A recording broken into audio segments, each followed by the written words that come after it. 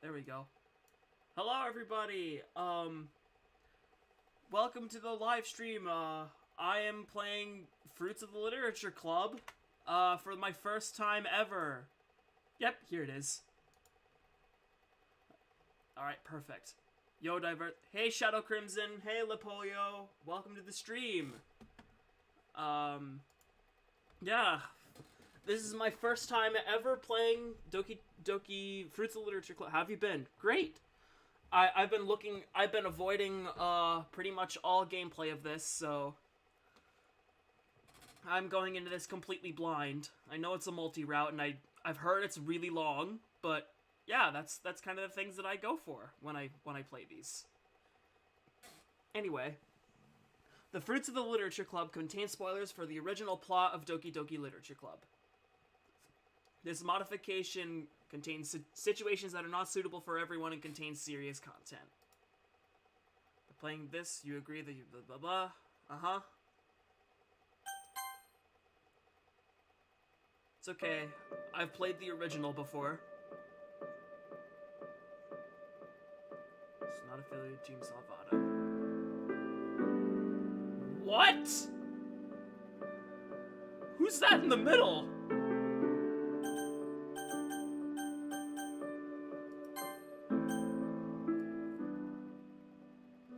Yeah, I've been good, everybody. Just to answer your question.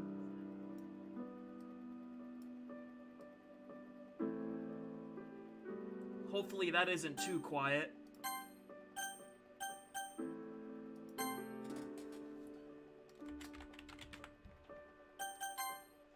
Yeah, let's get into it.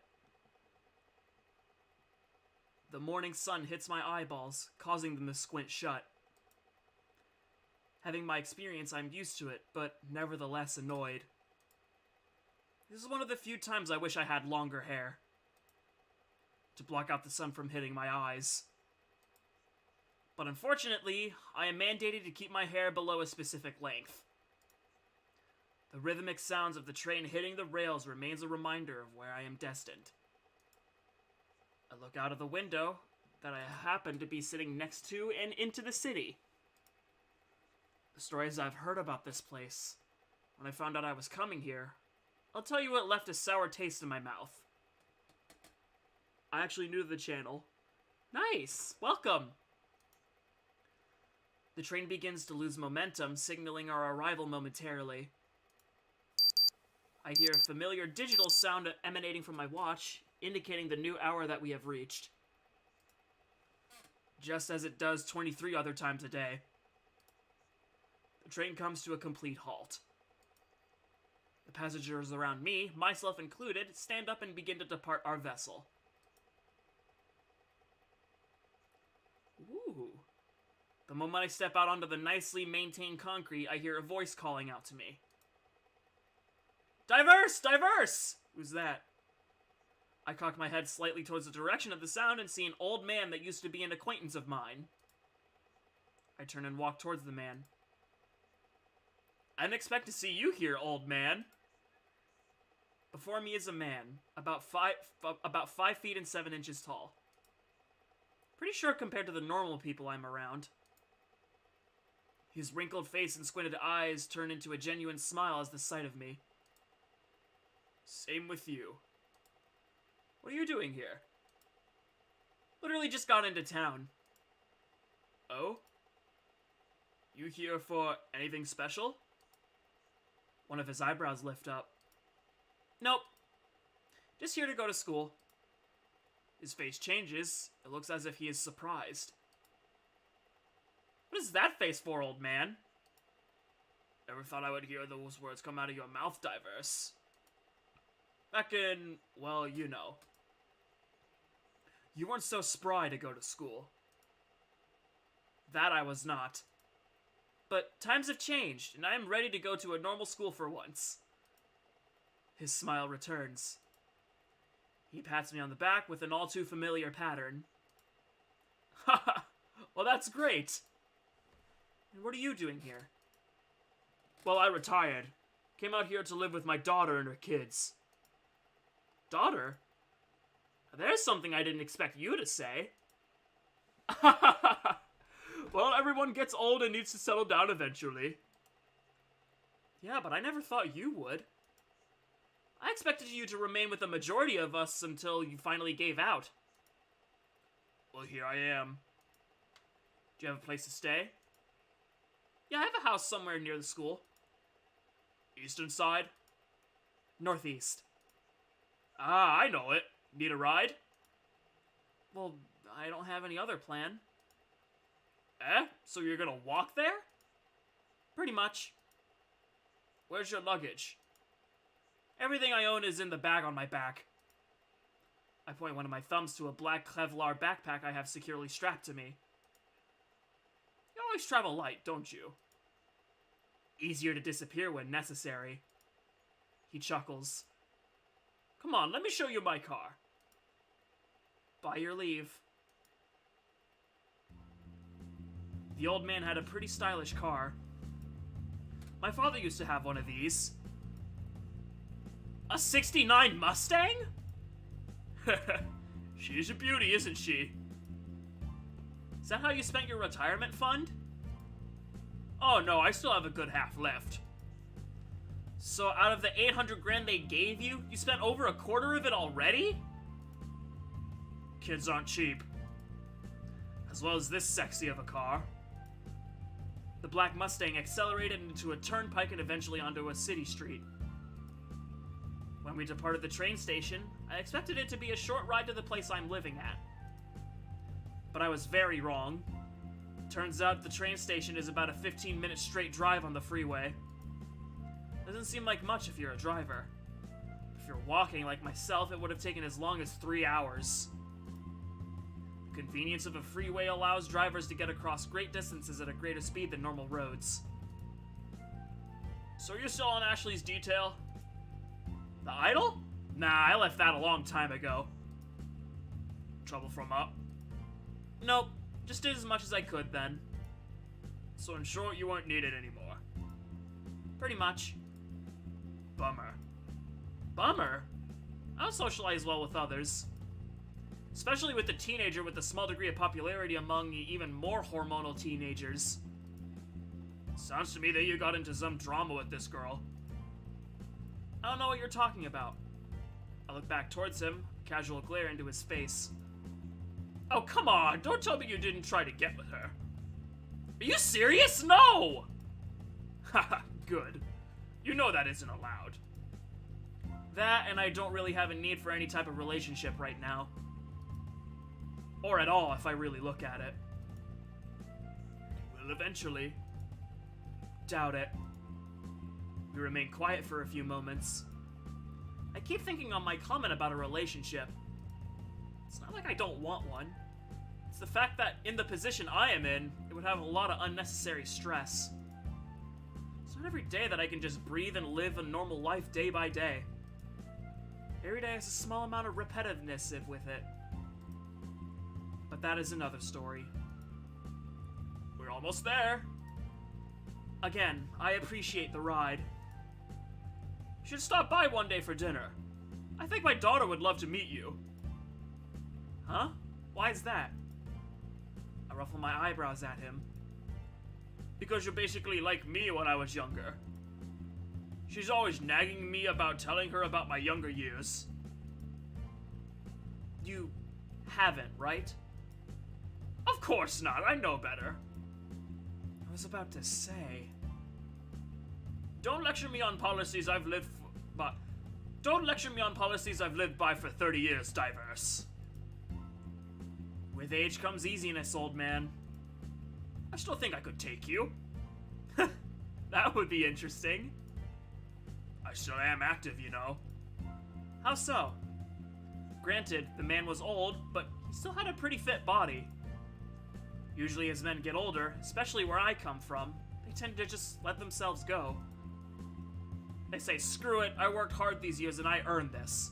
Then they just let their bodies waste with alcohol, tobacco, and junk food.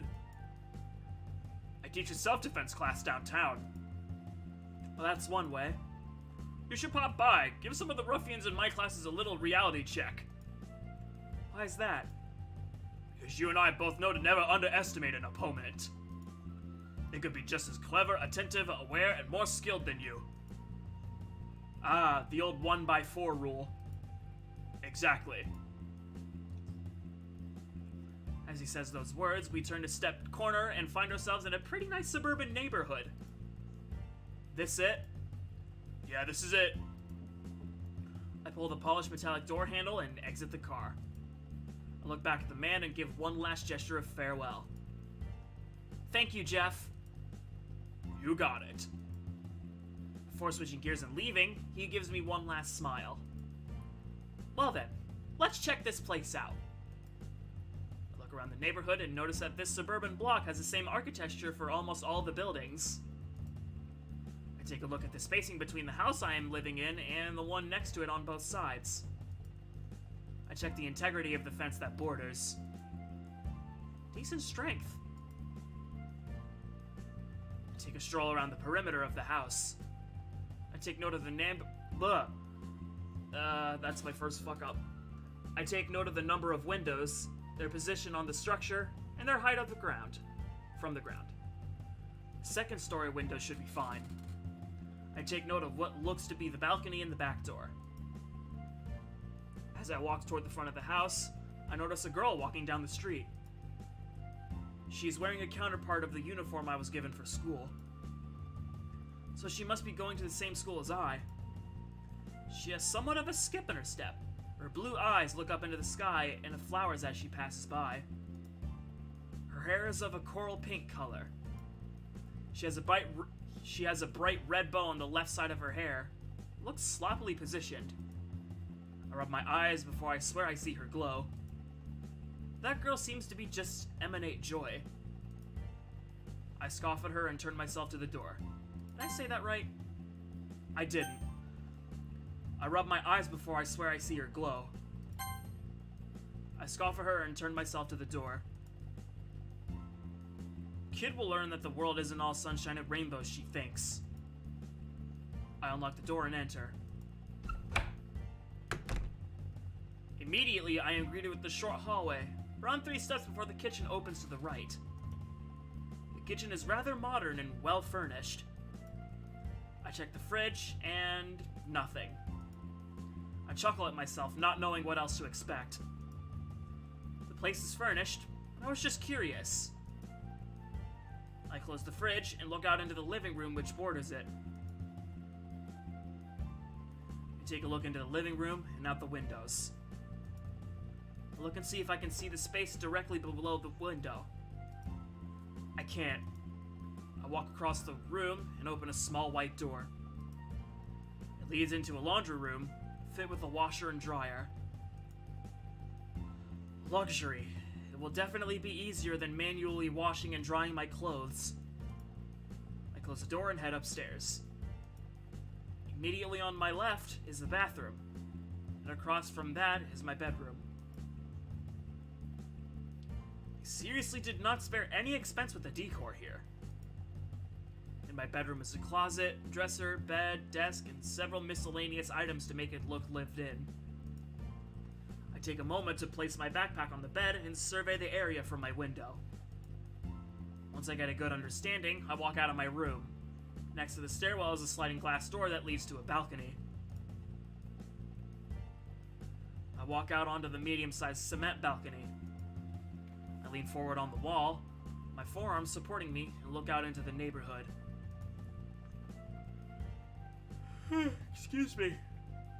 I can see some grade school-aged kids playing with a jungle gym some well-funded parent What? I can see some grade school-aged kids playing with a jungle gym some well-funded parent purchased. Oh, okay. I also see an old man petting his dog in his front yard. Neighborhood watchman here, huh? I look to my left and notice that same girl I saw earlier in her room. By the way, I love this background, by the way. Wow. I didn't realize I lived so close to her. Through the glass window of her bedroom, I notice her moving around from the left side of the room to the right. She is moving something, most likely a change of clothes. She stops in front of the window, facing to the side. She makes a few faces, which confirm my initial theory as correct. She's looking into a mirror. She undoes her red tie, pulls off her gray jacket, and starts to unbutton her white undershirt. Yep. I turn away from the view and return inside. My man! August 29th. Oh. My watch beeps, indicating it is now military time!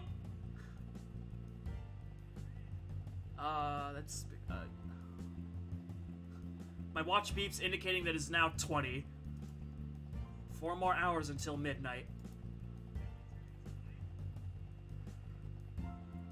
Normally, I'd be in bed by now, but I am awaiting an important call. It doesn't bother me since I have gone days before without sleep. Losing a few hours for one night isn't gonna kill me. I kick my feet up on the opposite edge of the couch and lean back. I continue to read the book that I have in my hands. I made sure to turn on the news earlier.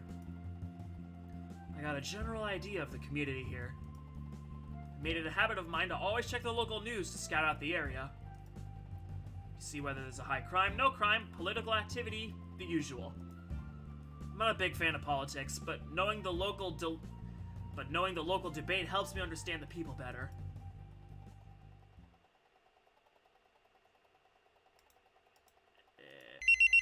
Oh my god! The sound of my phone going off sends a shiver down my spine. It isn't the sound that sends that feeling down my back. It's the reason for it. I answer the phone call. August 30th, 6 in the morning. 6 o'clock hits, and I'm already ready for school. Hello everyone. Hey Chromornick. Welcome to the stream. For a normal person, not used to wearing uniforms, the school's outfit does seem a bit excessive. I know, dude. Yeah, that hurt. But since I've been in uniforms all my life, this is nothing to me. Take a look at myself in the mirror for a quick medical check. No wounds or scratches overnight. I take another drink of water and plan out my day. I will follow my normal school schedule, and on my way home, I will stop by the grocery store and pick up some food, then head home. Once I get home, I will go on a run to get me further familiar with the area. And when that is done, I'll be on free time. Take a last look into the mirror and retrieve my bag. As I reach the gates of the school, I notice the congregation of students in the courtyard. There are little groups of students huddled around each other, all doing different things. Some are on their phones, just ignoring each other. Some are running around, acting like children. Some are socializing with each other like normal people. I ignore them all. Excuse me. I ignore them all. There isn't a reason for me to talk to any of them. With one backpack strap wrapped around my shoulder, I enter the large, white concrete building. After a self-tour of the school, I reach my first room. The school itself wasn't too large. I've definitely been in much larger compounds. It wasn't a problem to find my locker, my first class, and the lunch area. Students passed by me, all casually talking and complaining about everyday things. I silently laughed to myself about some of the petty things these inexperienced people complain about. It gives me a sense of gratitude for where I have come from.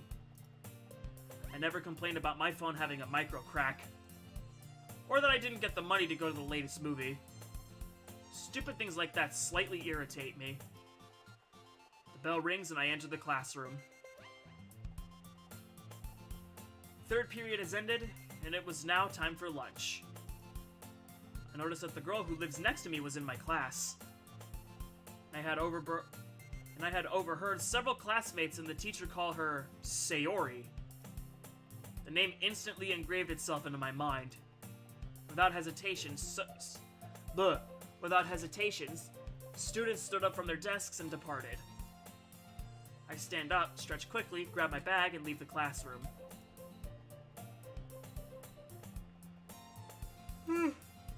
I approach my locker and get ready to switch out my books. But before I can even touch my lock, I hear some grunting. Ugh. My head perks up a little and my head perks up a little and I head towards the sound. It was on the opposite side of my locker. When I turn my head around the corner... Ah! I see that same girl who was in my class and lived right next to me having trouble with her lock. She seems to be genuinely having a hard time with her lock. Having trouble there, aren't you? I reveal myself from around the corner. What? No, I got it. You sure? You look like you can't seem to unlock that. It's hard to do this thing. I walk next to her and touch the lock. What's the combination? What? Afraid I'm gonna steal your textbooks that I happen to have the exact same copies to? No. Okay, fine. It is 9/27/17. Lock clicks. There you go. What? You got it that fast? I'm very familiar with these types of locks. I show her how to properly orient the combination lock. That is how you unlock these. Thank you! I wave my hand at her locker and turn around. Hey, wait! I turn around and look at her. You're that new guy in class today. Yeah, I remember seeing you while I was walking home yesterday. Oh yes, I remember you too. The name's Diverse. Diverse? I like that name. It's what I was given. Anyway, goodbye. I turn away from Sayori again and return to my locker. Where are you going? I'm gonna put away my stuff, then go eat. Don't forget what I showed you. Okay, thank you! The final bell signifies the end of the school day. I grab my bag and depart down the hallway. As I walk down the hallway, I pass by two girls who were in a debate about something I didn't care too much about to notice. Something about manga. I had a schedule to stick to, so I didn't stick around to pay any attention to their frivolous conversation. As I reach the gates of the school, I hear a voice call after me. Diverse, wait up! I turn around immediately and prepare for someone to charge me. But I'm only met with the sight of Sayori running to catch up with me. Diverse! What do you want? Also, why are you shouting? You're gonna draw attention as if something bad is happening, woman. Oh, sorry! Anyway, I had a question for you. A question? If it's something I can answer, I guess you can ask. So I know you are new here and all, and I don't want to overwhelm you, but have you looked into any of the clubs we offer here at school? Clubs? Elaborate, please. Well, we have little groups of students who participate in extracurricular activities for fun and to get experience for college. Okay. What's your point of asking me this? Well, I was curious to see if you will join mine. You have a club? Yep, I'm the vice president of the literature club. Literature club? So you just read books and write all afternoon? That is a pretty mean and blunt way to put it! Well, excuse me, but it doesn't really sound very attention-catching. I think I'll pass on that proposition for now. Not even if I ask really nicely? No. Meanie?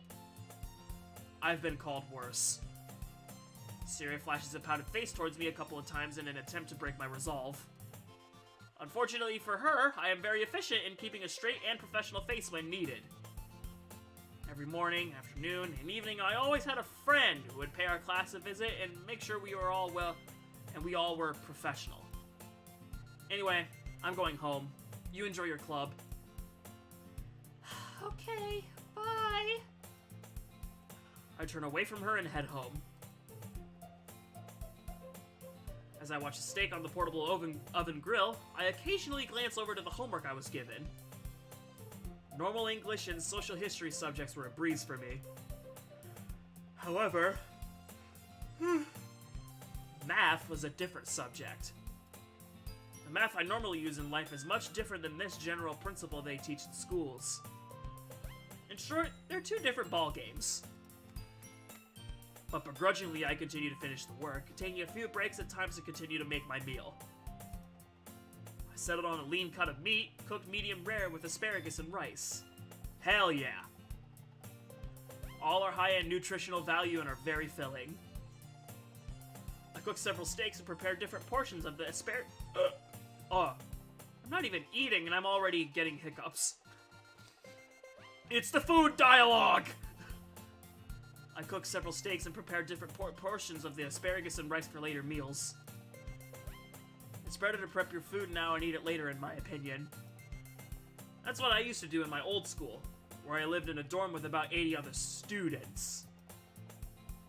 Made it really easy to wake up when signaled, eat quickly, and get my morning hygiene routine done. I can relate with this a little bit. When I worked at Kings Island, at my job over the summer last year, I basically lived in a dorm room with 3 other people, but the entire thing itself was about over 100 strong. We had like our own community place where you could like cook food in the kitchen. I made myself a pretty good meals there. I made myself some spaghetti. Probably yeah, like steak, just like he said. Some beef noodles, some rice. Yeah, whole shebang. It was good. I miss it. I slide my homework into a special folder I have designated for work I need to do while home. I finished making the final steak, which I plan to eat tonight since it was the freshest. As I sit down at the table, I eat silently. During this time, I just clear my mind and finish eating my food at a fast pace. It's the equivalent of meditation for me, as it is to others. Back at my old school, it was very hard to remain focused while eating since we only had about 10 minutes to eat our food. That included getting to the hall, grabbing our food, getting into a seat, and then eating. Normally, by the time you made it through the line, you've already lost 5 minutes. So eating fast was paramount. But it was during these times I learned to focus only on eating. If I cleared my head, it was much easier. I found it oddly calming. I gained quite an appetite after my run around the block earlier. I now have a good idea of the ins and outs of the neighborhood. Some may ask why I do this, but the answer is simple. Know your way out of any situation. You never know when you need an immediate escape. While I was returning from my run, I saw Sayori arrive at her house. I had the opportunity to say hi, but I dismissed it. There isn't a reason for me to get involved with that girl, or anyone for that matter. Why would she even ask me to join her club? There are a couple of possibilities. She's lonely. She's attracted to me and she is looking for a way to get to know me more. Or is she just inherently friendly and bubbly? It's that one. But it is kind of foolish to just push such a request on someone you only just met. They always serve all forms of potatoes in high school. Yep. I mean, I never had a public lunch thing at school since you were always supposed to pack your lunch and not get food if you didn't do anything. But they do offer pizza every Friday. It was cool. Yeah, it was cool. A lesson I learned very well as a young child. Ever since then, I'm always cautious about where I am and who I meet. Someone evil as simple looking as Sayori can hide an evil past. One that we cannot run from. I shake my head, breaking myself out of these thoughts. I finished my dinner long ago. I quickly cleaned the dishes and put them away. August 31st.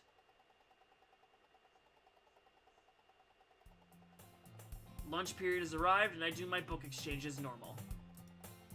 Once I close my locker, I hear another grunt from the opposite side. Probably Sayori. I peer around the corner, and sure enough, there she was. She looks like she's still struggling with her... Excuse me. Looks like she's struggling with her lock again.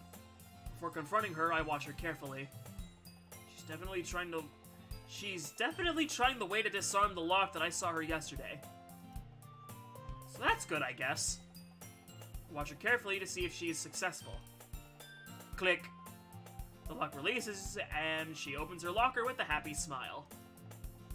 Turn around and return to my locker, but before I could really do anything, I hear, "Thank you, Diverse!"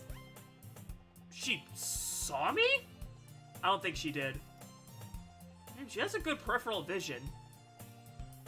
No problem. She's gonna be like, "What?" I call out from my locker. I close the silver-colored door and turn around to notice that Sayori is right behind me. Jesus Christ, woman! Hi! Didn't your parents ever tell you to not sneak up on people like that? You didn't notice me walk right past you? Evidently not. Oh, I'm sorry. Not like you intentionally attempted to scare me. If you did, then I would have to fight you. What? If you did, then I would have to fight you. What? I'm just joking with you. That isn't funny! Where I come from, that type of humor is just the tip of the iceberg. Anyway, what did you want? Well, I was gonna ask if you thought about the literature club thingy I asked you yesterday. This again? Pretty sure yesterday I told you no. It was worth a shot. I guess. Anyway, I guess I'll talk to you later. Leaving so soon? Huh? Don't give me those puppy dog eyes and run away at a simple rejection. In life, you're gonna face a lot of it. Don't just run away from them. Plus, I saw you eating lunch alone yesterday. You did? Yeah. Need someone to eat with today? No, you're probably just gonna be a meanie again! I'm not being mean. I'm just telling you the truth. Truth is not always easy to hear. Still! Okay, I'll join your literature club, Sayori. Really? No. You're so mean! If you try to pussyfoot around the truth, it hurts more. Better than I denied your invitation now to lie to you later. I don't like this. Listen, how about we go eat now? If you don't ask me to join the literature club again, I won't be a meanie. I make quotes with my fingers. Meanie. Other than that, we should be fine. Okay. Sayori and I make our way to the lunchroom. It is a gym-sized multi-purpose room that has been riddled with several rows of wooden tables. Definitely enough to fit the number of students eating lunch in here. We get our food and sit down at a nearby table. Sayori and I begin talking about each other. And by each other, I mean her. So tell me about yourself, Diverse! There isn't much to tell. Well, there has to be something! Why'd you come here? To go to school. Went to another school far away and decided I needed a different and new start. Well, why's that? Just felt like it. Just felt like it is a saying we used at my old school for don't ask about it, you don't need to know. What about you? Why are you here? Well, I started to go to school here when I came with my family. That was 12 years ago?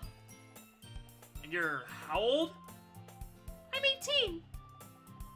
Ah, so you pretty much spent all your life here. Yep. Interesting. So what do you do for fun, Sayori? Oh, lots of things! I like to draw, I like to read, I like to run around and play, and I like to play with animals. So overall, you're pretty random. Yeah. Well then. What about you? Huh? What do you like to do? Read. Read? Is that it? Well, I exercise a lot, but I don't really consider that a hobby of mine. I need to maintain a level of fitness at all times. Huh? Why? Just feel like it. Okay. Anyway, we're done with lunch. Let's go back to the lockers. Okay. I close my locker. The rest of the class's books in my bags. Thank you for eating lunch with me, Diverse. No problem. Oh, would you walk home with me after school today? Me? Why? Because we also live right next to each other, so it just works out. I walk alone. Oh, come on! Ugh, fine. Yay! But there is one thing. A catch. Knew it. When I decided to walk home with her, I knew she had something hidden. Usually when someone asks you something, there is a motive behind that question. I don't seem surprised to say, Ori. What is it? I love that Sayori voice. Thank you! You have to come to my literature club! What? I told you no. You said you would walk home with me. I walk home after the literature club. I can very easily change my answer to a profound no. And I promised the other members that I would introduce you today. Don't make promises you can't keep. They were all really excited to meet you. One member even said she would bake cupcakes. Ugh. How many of you are there? In the literature club? No, in general. You females are so goddamn persistent. It's quite annoying, really. Please, Diverse. It would really mean a lot to me if you did. I don't really care if it means anything to you. You used a rather sleazy tactic to persuade me to join your club. You don't have to join! Just simply stay around and wait for me to finish. You can meet the other girls in the club too. That way you aren't bored. Jesus Christ, woman, you don't let up, do you? Fine, I'll wait for you. Yay! Sarah does a little hop while cheering victoriously. Women really annoy me.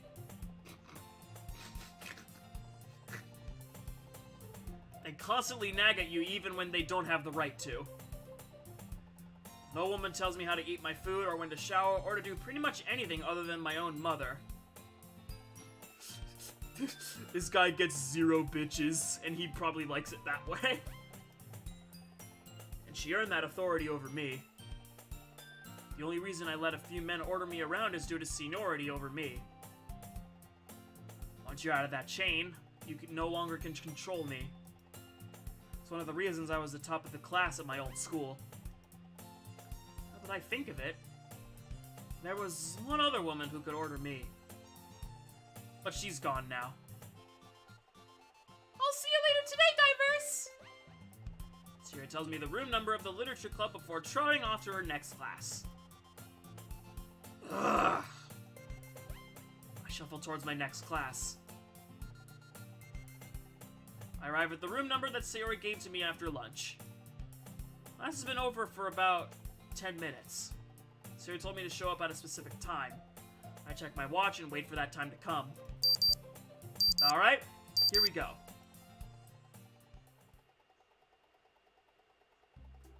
I open the door to the classroom and enter it. It looks like a normal English classroom. Take a quick second to look around the room.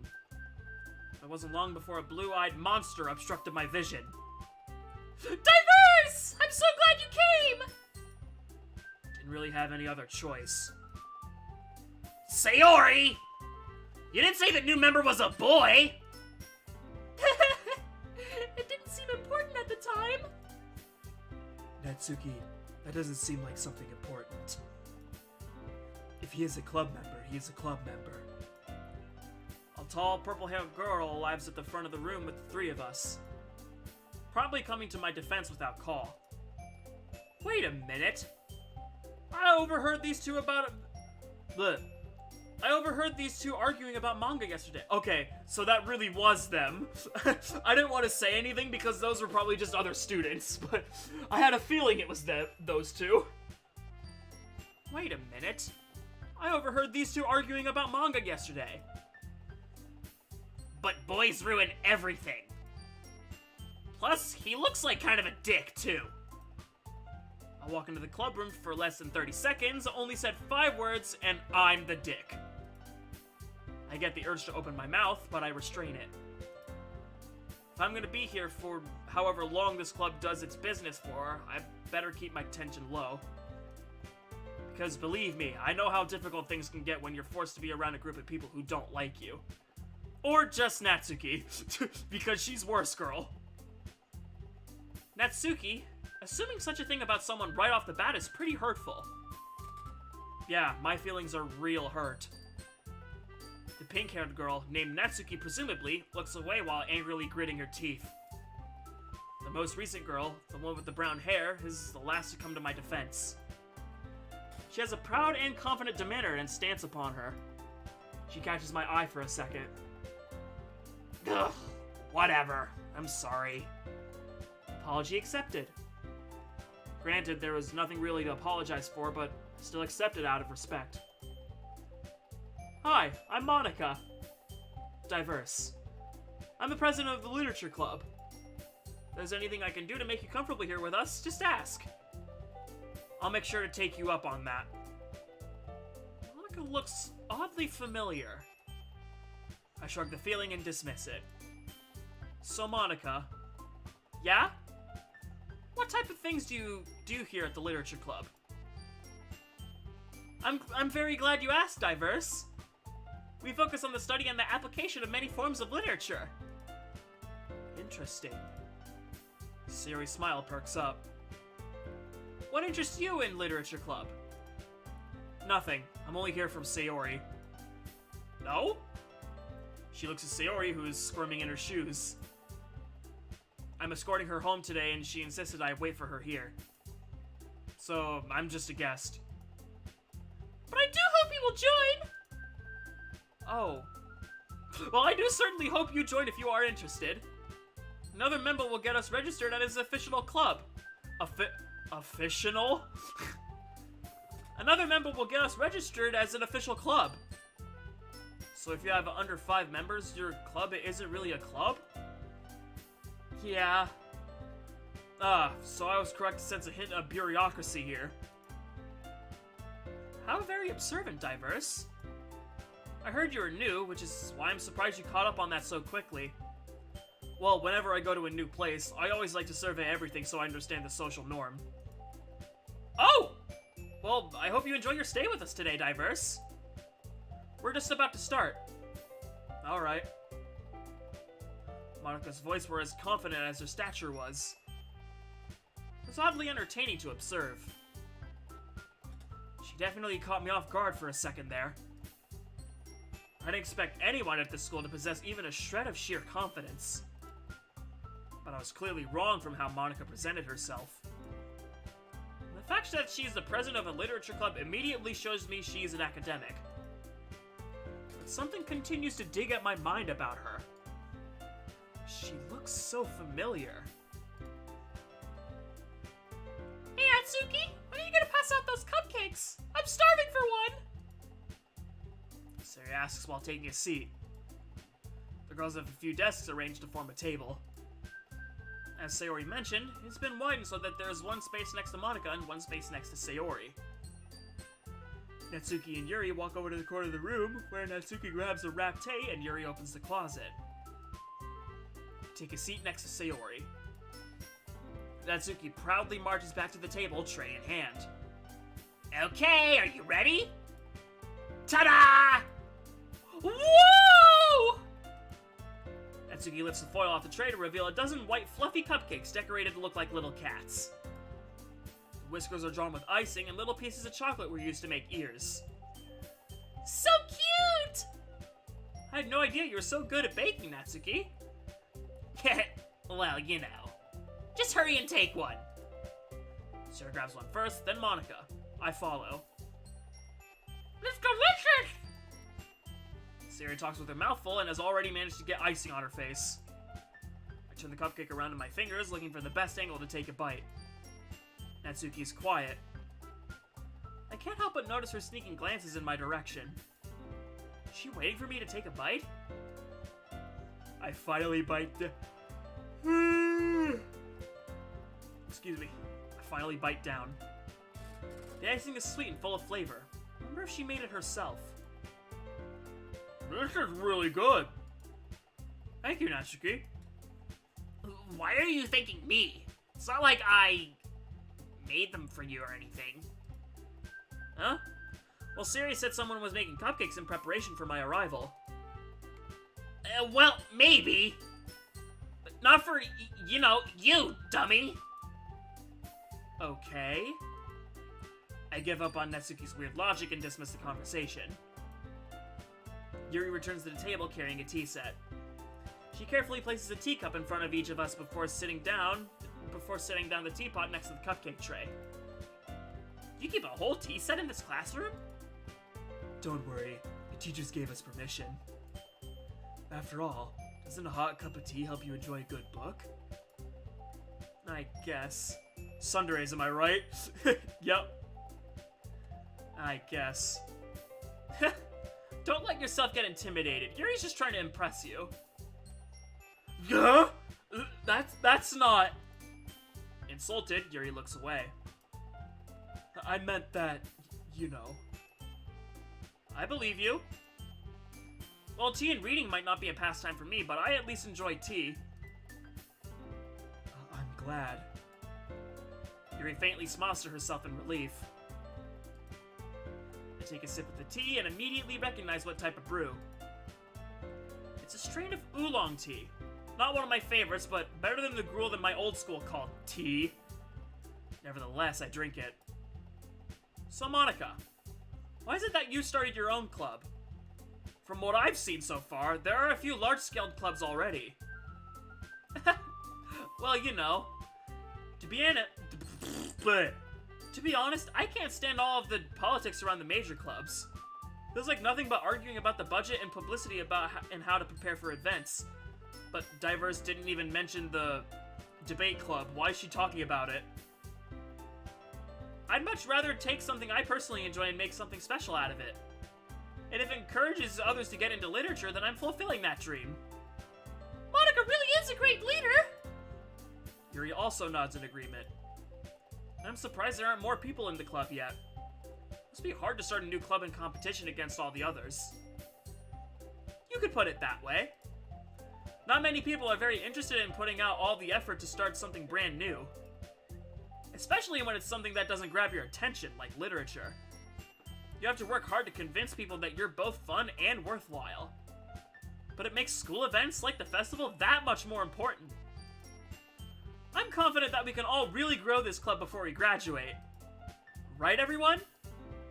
Yeah! We'll do our best. You know it! Everyone enthusiastically agrees. Such different girls, all interested in the same goal. Monica must have worked really hard just to find these three. Maybe that's why they were all so delighted by the idea of a new member joining. Although, I don't intend to lower my guard on this getting Diverse to join the club shtick Sayori has. So Diverse, what kind of things do you like to read? Me? Well, I don't really have a preference. I will read pretty much anything that I can find. No preference? What was the most recent thing you read? An educational book about birds. Oh? Why birds, if you don't mind me asking? Just felt like it.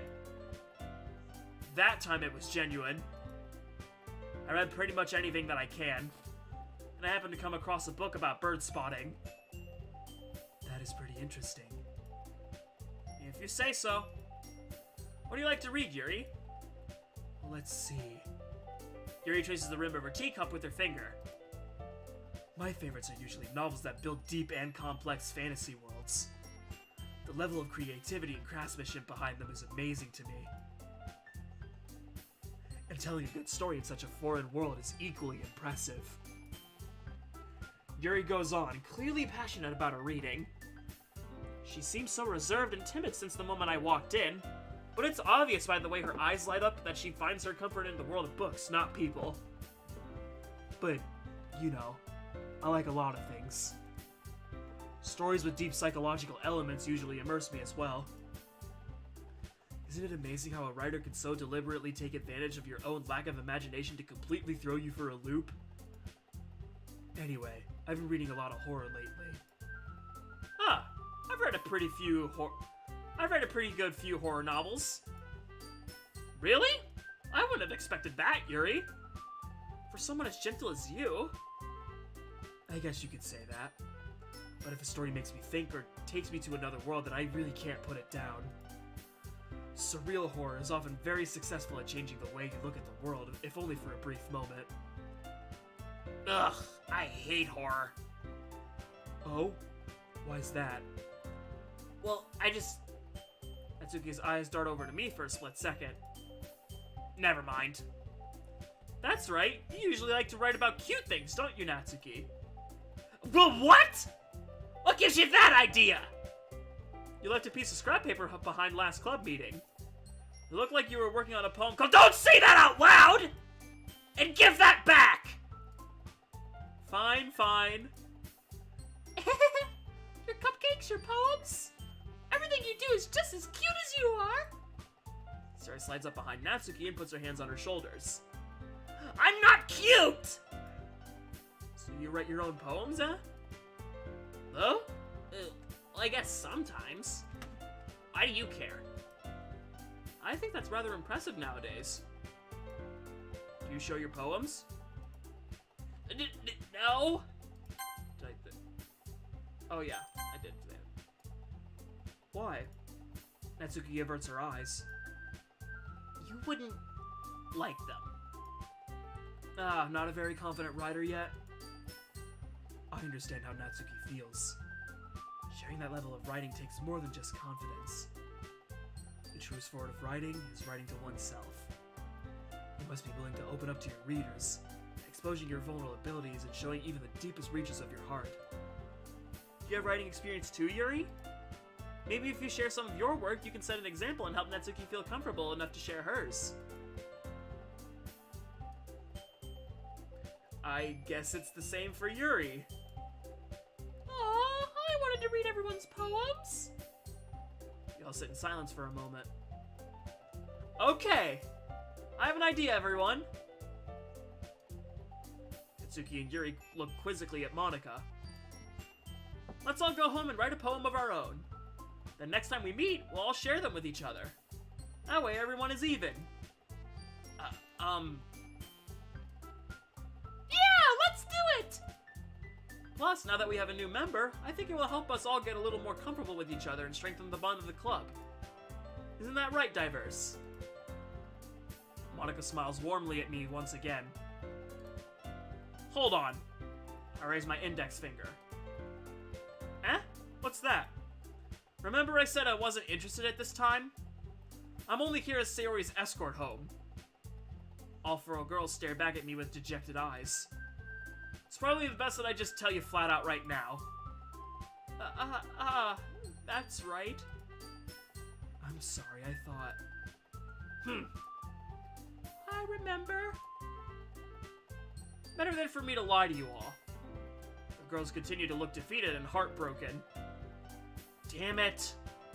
I forgot how difficult it was to get out of these situations with girls. I keep remembering the first time it really affected me. Damn it, Ashley. Okay. So, there's a little bit more of the backstory. I look down at the floor and back up a second later. The girls all still fixed on me with hurt eyes. Ugh, I'm gonna have to do this bullshit, aren't I? Here it goes. But that doesn't mean it won't change. That's great! That gives us a little leeway to try and convince you. Monika rises up and smiles confidently. Her eyelids are shut, but I can practically see their excitement. Yes! Siri raises both of her hands in joy. I guess that is okay. If I find out it was all for the cupcakes, I will be super pissed. Okay, everyone! I think with that, we can officially end today's meeting on a good note. Monica looks back to each of the girls. Everyone remember tonight's assignment! Write a poem to bring to the next meeting so that we can all share. Meanwhile, the girls continue to chit-chat as Yuri and Natsuki clean up their food. Okay, Diverse! Are you ready to walk home? Very much so. Yay! With that, the two of us depart the club room and begin to make our way home. The sun was out and blazing with little to no clouds obstructing it. Nice. It is rather hot today, which makes my run later a little more arduous. But not like I really care. I've done many runs, some monitored in much hotter temperatures. And it's pretty difficult, as we were given a little amount of water for the entire run. Our walk so far was not bad. Sari struck up a few conversations about what I do outside of school. I, of course, am not going to tell her the truth about what I do. I have more than one document restricting me from doing so. I just simply shrug and respond. Nothing really. Eh? You mean there's nothing you do outside of school? Well, I guess I have a part-time job. But that's really only when they need me. And lately it's been pretty slow, so I guess I don't really do any working. Well, what did you do before you came here? At my old school? Well, I was in a large building where the students lived. At least my class. Your old class? Yeah. Whenever we weren't doing anything, some of us sat around doing nothing. And some of us just picked up more extra credit work. Which one were you? I think the answer is obvious. Sari shoots a me questioning glare, which I don't acknowledge. I think that's supposed to be shoots me I'll say, yeah. Sayori shoots me a questioning glare, which I don't acknowledge. Well, what type of job do you have? It's not important. Sure it is! Come on, Diverse! I'm telling you about me, can you do that too? It's like I'm talking to a brick sometimes. Ouch, that hurts. Judging my facial expression, Sayori sticks out her tongue at me. Meanie! My life secrets must be earned, my sweet blue-eyed angel. Sayori's eyes go wide. That's a joke, by the way. Sayori continues her barrage of questions. Sayori continues her barrage of questions all the way until we reach our neighborhood. Oh, we're here! Yep. I turn my back to her and start to walk into my house. Wait, Diverse? What? Thank you for walking me home and going to the literature club with me. You use some cheeky little tricks to achieve those milestones. But it's fine. You're welcome, Sayori.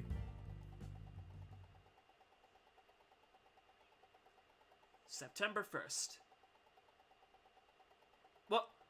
1 in the morning? Oh, Jesus. My phone rings. I reach into my coat pocket and grab it as I lean back on the tree. It was a dark night, and the brush around didn't allow any large pockets of moonlight in. I'm here. Good. Get ready. That background, though. I end the call and slide the phone back into my coat. I keep my posture against the tree and notice a commotion down below. Look down from my perch into the street below. A black Rolls Royce pulls up to a curb. Several men get out of the car. A valet quickly accepts it and drives towards the nearby parking garage. Normally late night crowd. I immediately sense someone approaching me, so I turn around to face them. It's about time.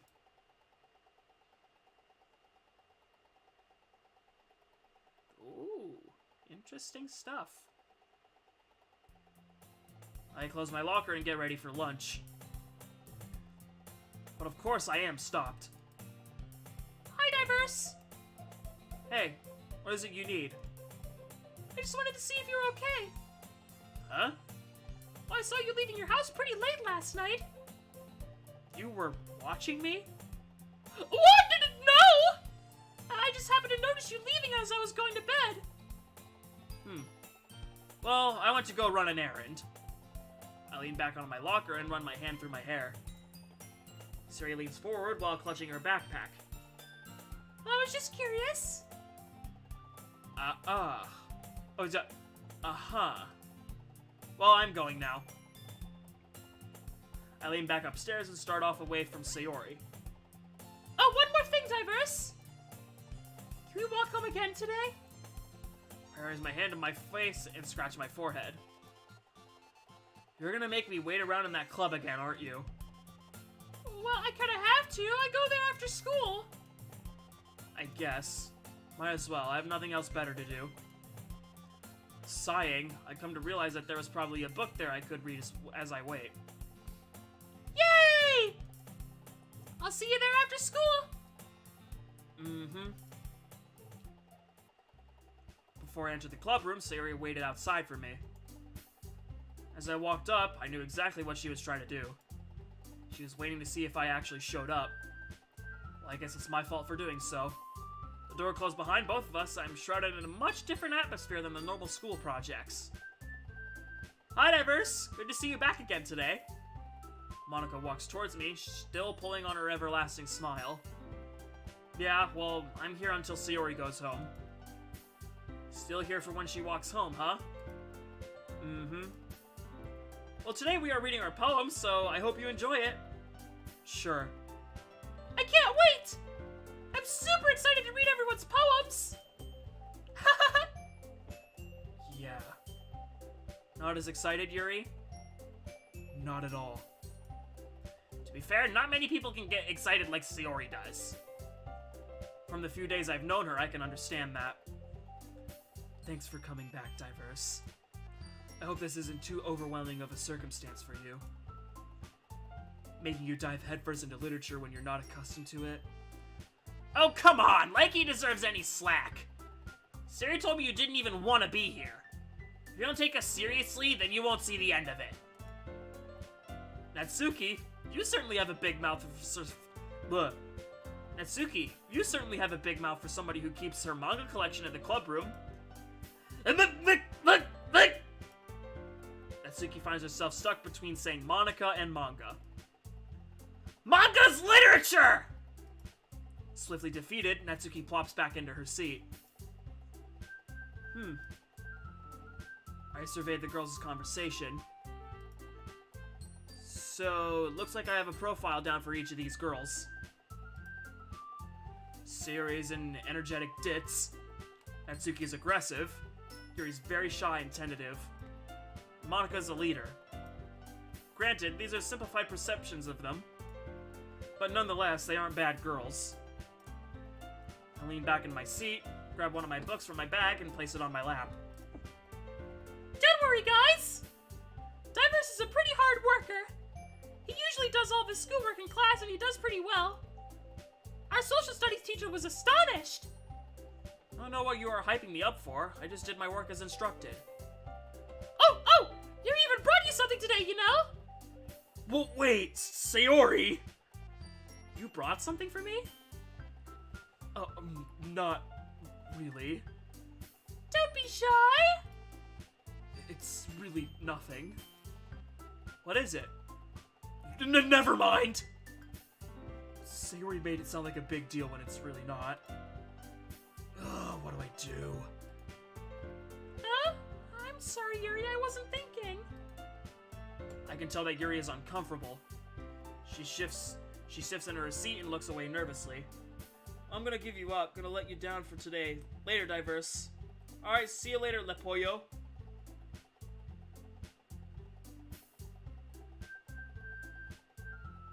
Oh, I just noticed you just rickrolled me. That's a great song, by the way. Hey, don't worry about it. First of all, I wasn't expecting anything in the first place. So any nice gesture from you is a pleasant surprise. Is that so? Plus there's no reason for me to make a big deal out of it. Alright. Well, here. Yuri reaches into her bag and pulls out a book. I didn't want you to feel left out, even if you weren't joining the club. Oh, well thank you. Since I am pretty much finished with my current book, I'll make sure to read this. And we could, you know, discuss it if you wanted. Interesting. I'll keep that offer in mind. Yuri looks pleased and relieved as she gingerly runs her fingers across the book that sits in her lap. Okay, everyone! Siri and Monica enthusiastically pull out their poems. Siri's on a wrinkled sheet of loose leaf torn from a spiral notebook. On the other hand, Monica wrote hers in a composition notebook. I can already see Monica's pristine handwriting from where I sit. Natsuki and Yuri reluctantly comply as well, reaching into their bags. Monica looks towards me. Diverse, I think it would be a good practice if each of us showed you our poems as well. Is that okay? Sure. I set my bag, and the book that Yuri gave me back into my bag. Which poem shall I read first? I mean, we're just reading poems here, so we technically don't really need to save here, I don't think. How about Sayori first? I turned to Sayori, who was already staring at me rating, almost as if she knew I was gonna pick her. Either that or she was hoping I would pick her first. Sayori, let me see what you wrote. Here you go! Dear Sunshine! This is vanilla stuff, but I'm gonna read it anyway.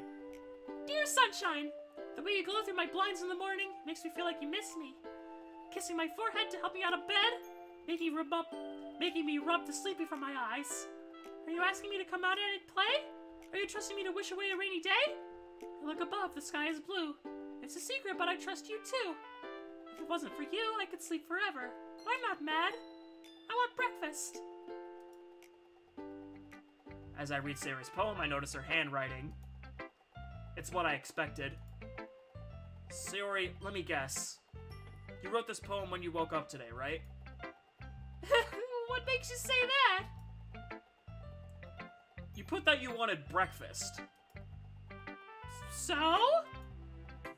Since this assignment was given to you yesterday, and at what point since then would you want breakfast? Other than that, it's a nice poem. You really think so? Mm-hmm. Yay! Which poem should I read next? How about Yuri? Yuri, may I read your poem? Yuri looks disheveled and shyly holds her poem into my hair. Yuri looks disheveled and shyly holds her poem into her hands. Sure. Ghost under the light. The tendrils of my hair illuminate beneath the amber glow. Bathing. Oh wait. Ghost under the light. The tendrils of my hair illuminate beneath the amber glow. Bathing. It must be this one. The last remaining streetlight. Excuse me. The last remaining streetlight to have withstood the test of time. The last yet to be replaced by the sickening blue-green hue of the future.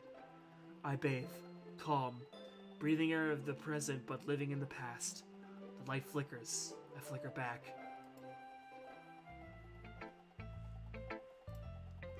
I'm sorry, I have such terrible handwriting. What?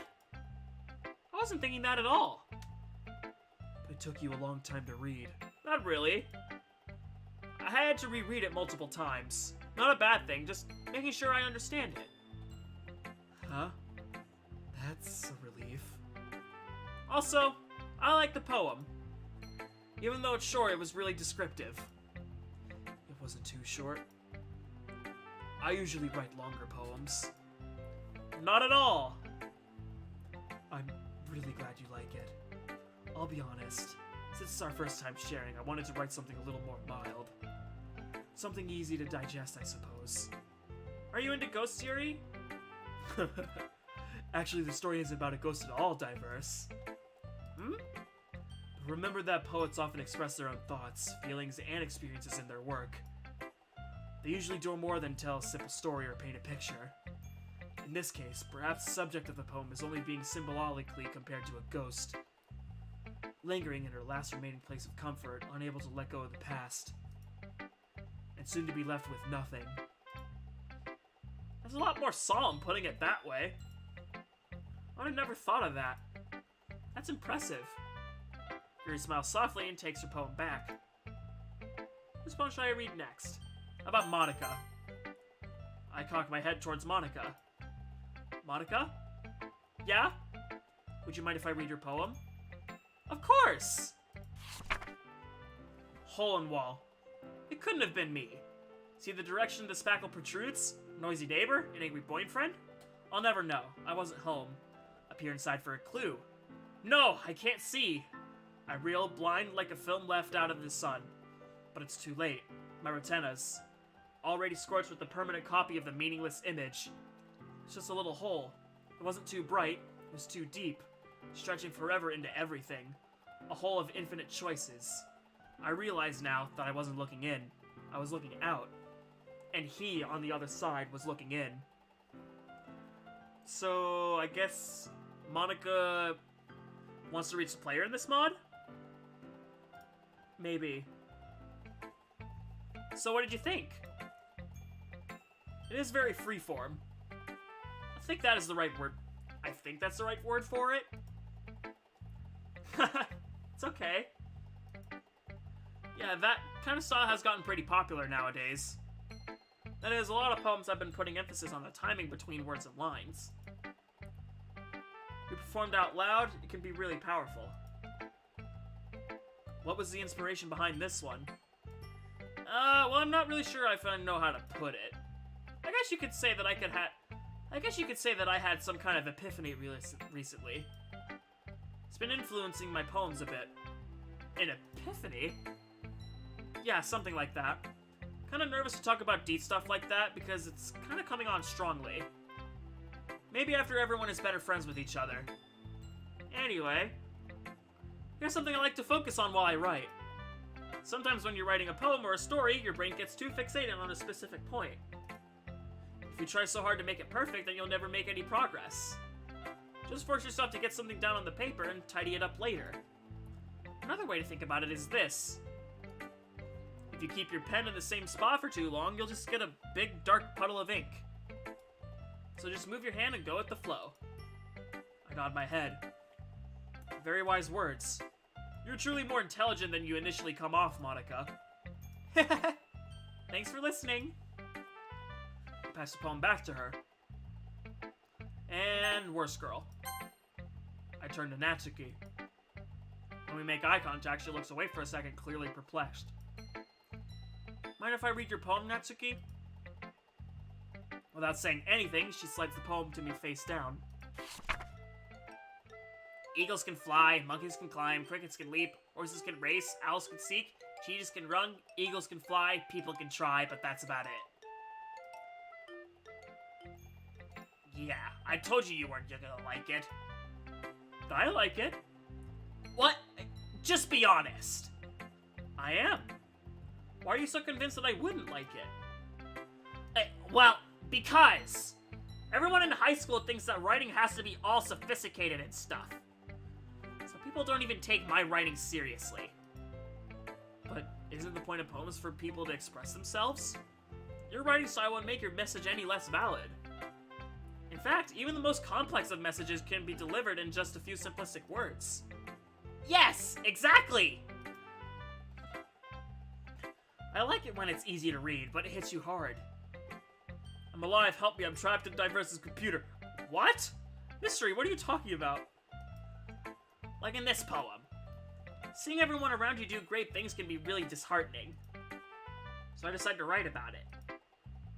Yeah, I understand. The other nice thing about simple writing is that it puts more weight on the wordplay. Like I set up for a rhyme at the end, but then made it fall flat on purpose.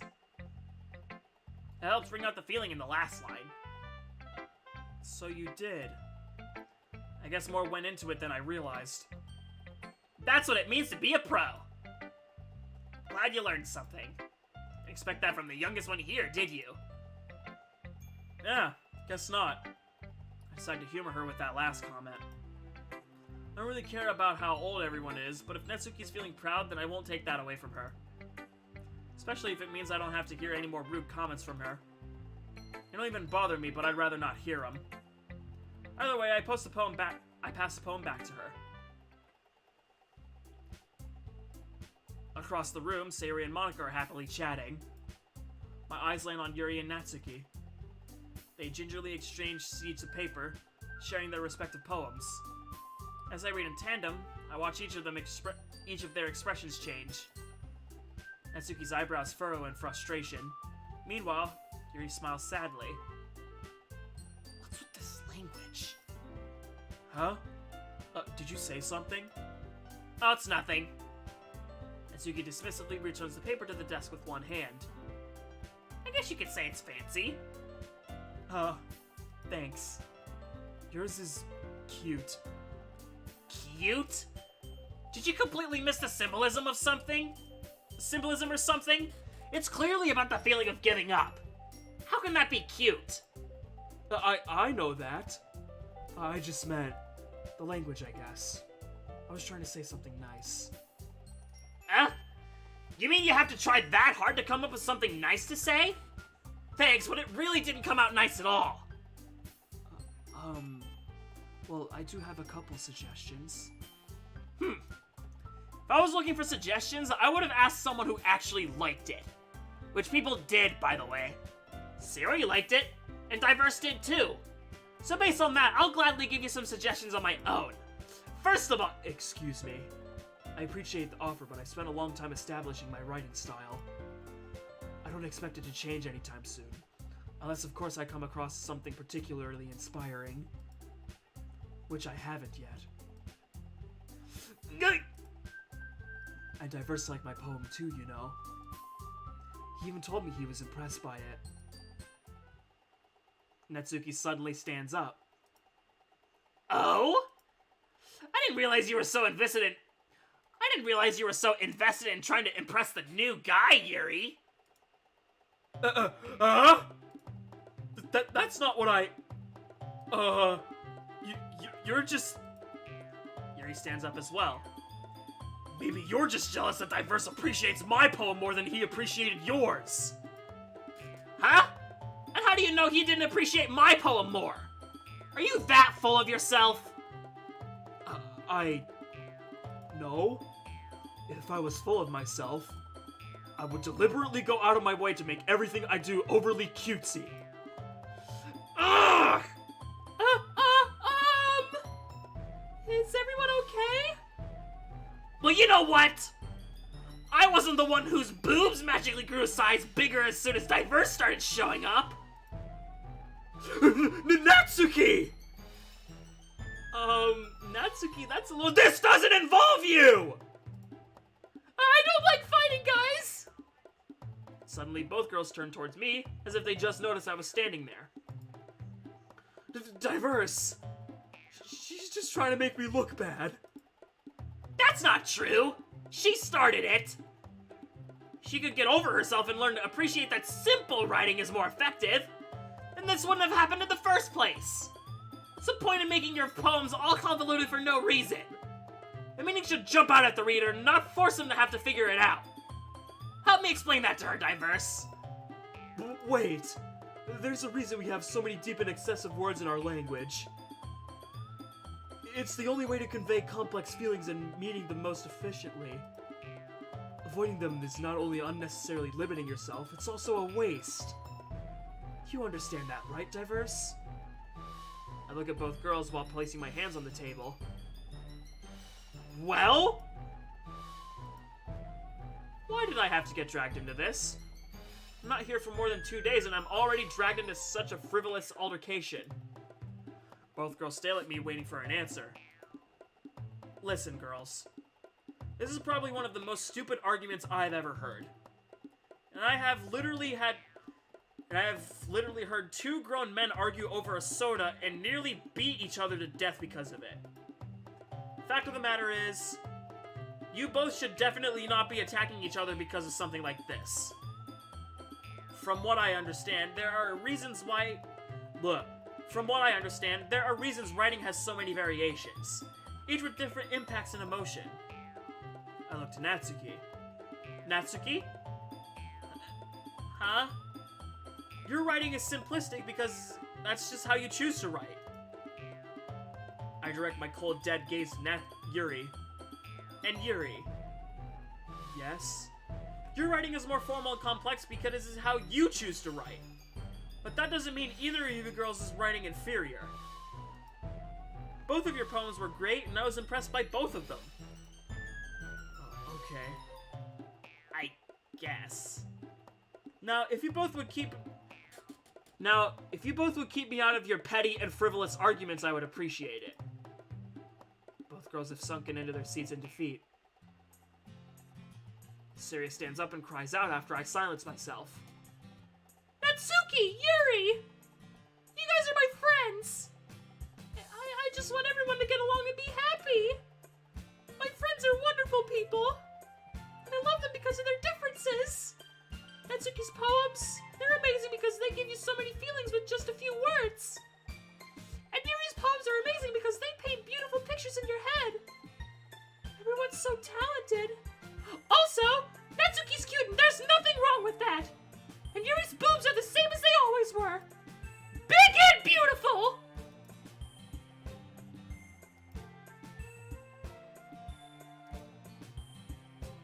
Sayori? Siri stands triumphantly. Monica stands behind her with a bewildered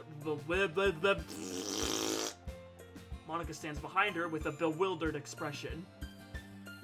Natsuki and Yuri nod their heads. Yeah. Natsuki doesn't respond. She sits in her chair with the blank expression while completely silent. I look over and make eye contact with Monica. So this is why Sayori is vice president. I whisper into her ear. To be honest, I might come off as a good leader and I can organize things, but I'm not very good with people. I couldn't even bring myself to interject. As president, that's kind of embarrassing of me. It isn't like I could blame you.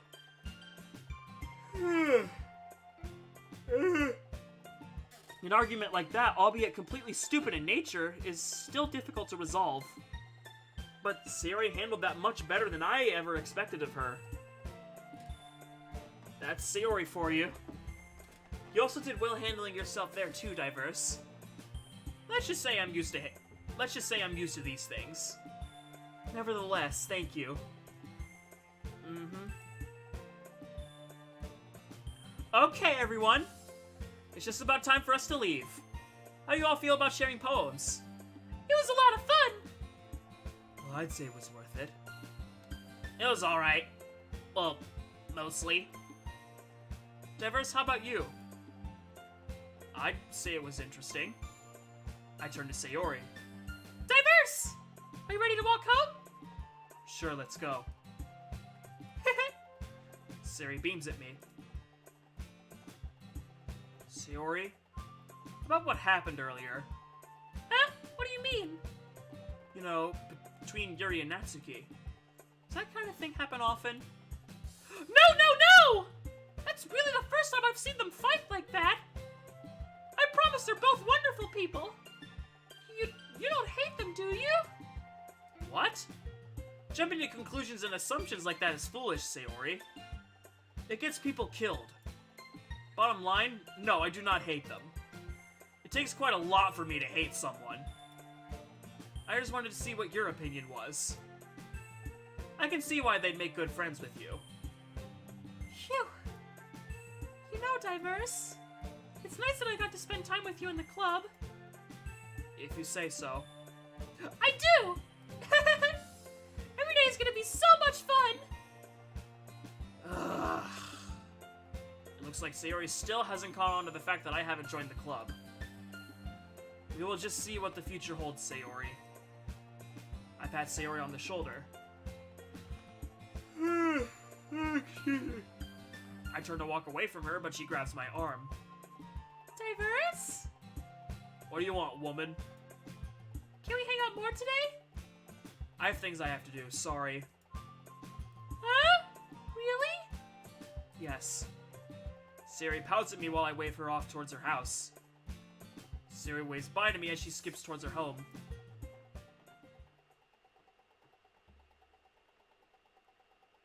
2 in the morning, September 2nd. I roll over to the left side of my bed, increasingly getting more irritated at myself each time. I'm usually never this restless unless I just get done with work. I lift myself up off my bed and look out my window. The night is clear and empty, which is something I'm familiar with.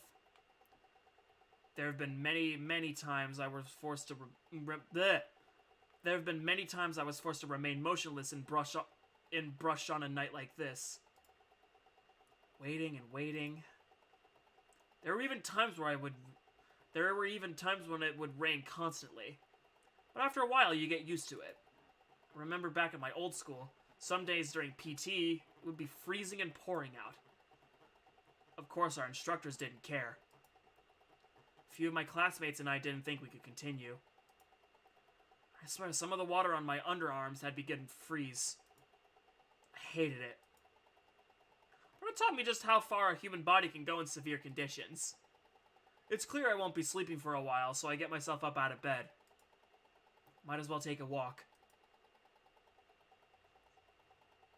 As I walk down the maintained sidewalk of the neighborhood... What? As I walk down the nicely maintained sidewalk of the neighborhood, I pass by Sayori's house. Sayori is a bubbly girl. One that you could say is rare to come by. Her energy is uplifting. She reminds me of...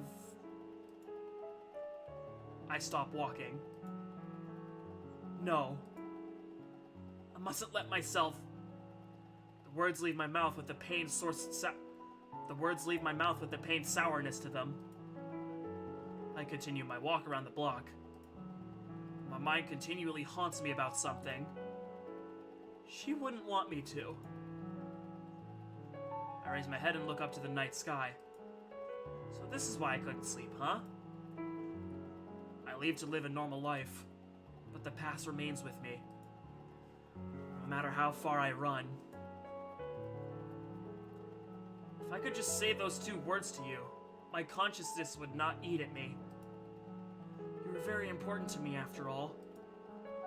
You were there for me when no one else was. When you found me, you showed me that I could actually be useful. With your outstretched arm offering your hand to me, those eyes projected nothing but acceptance and love.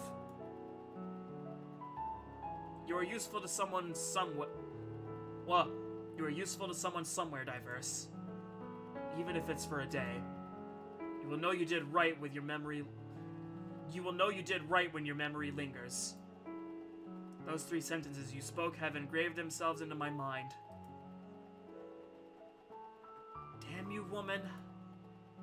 Even when you're gone, you still have such an influence on me. I lower my head in a futile effort to strengthen my resolve.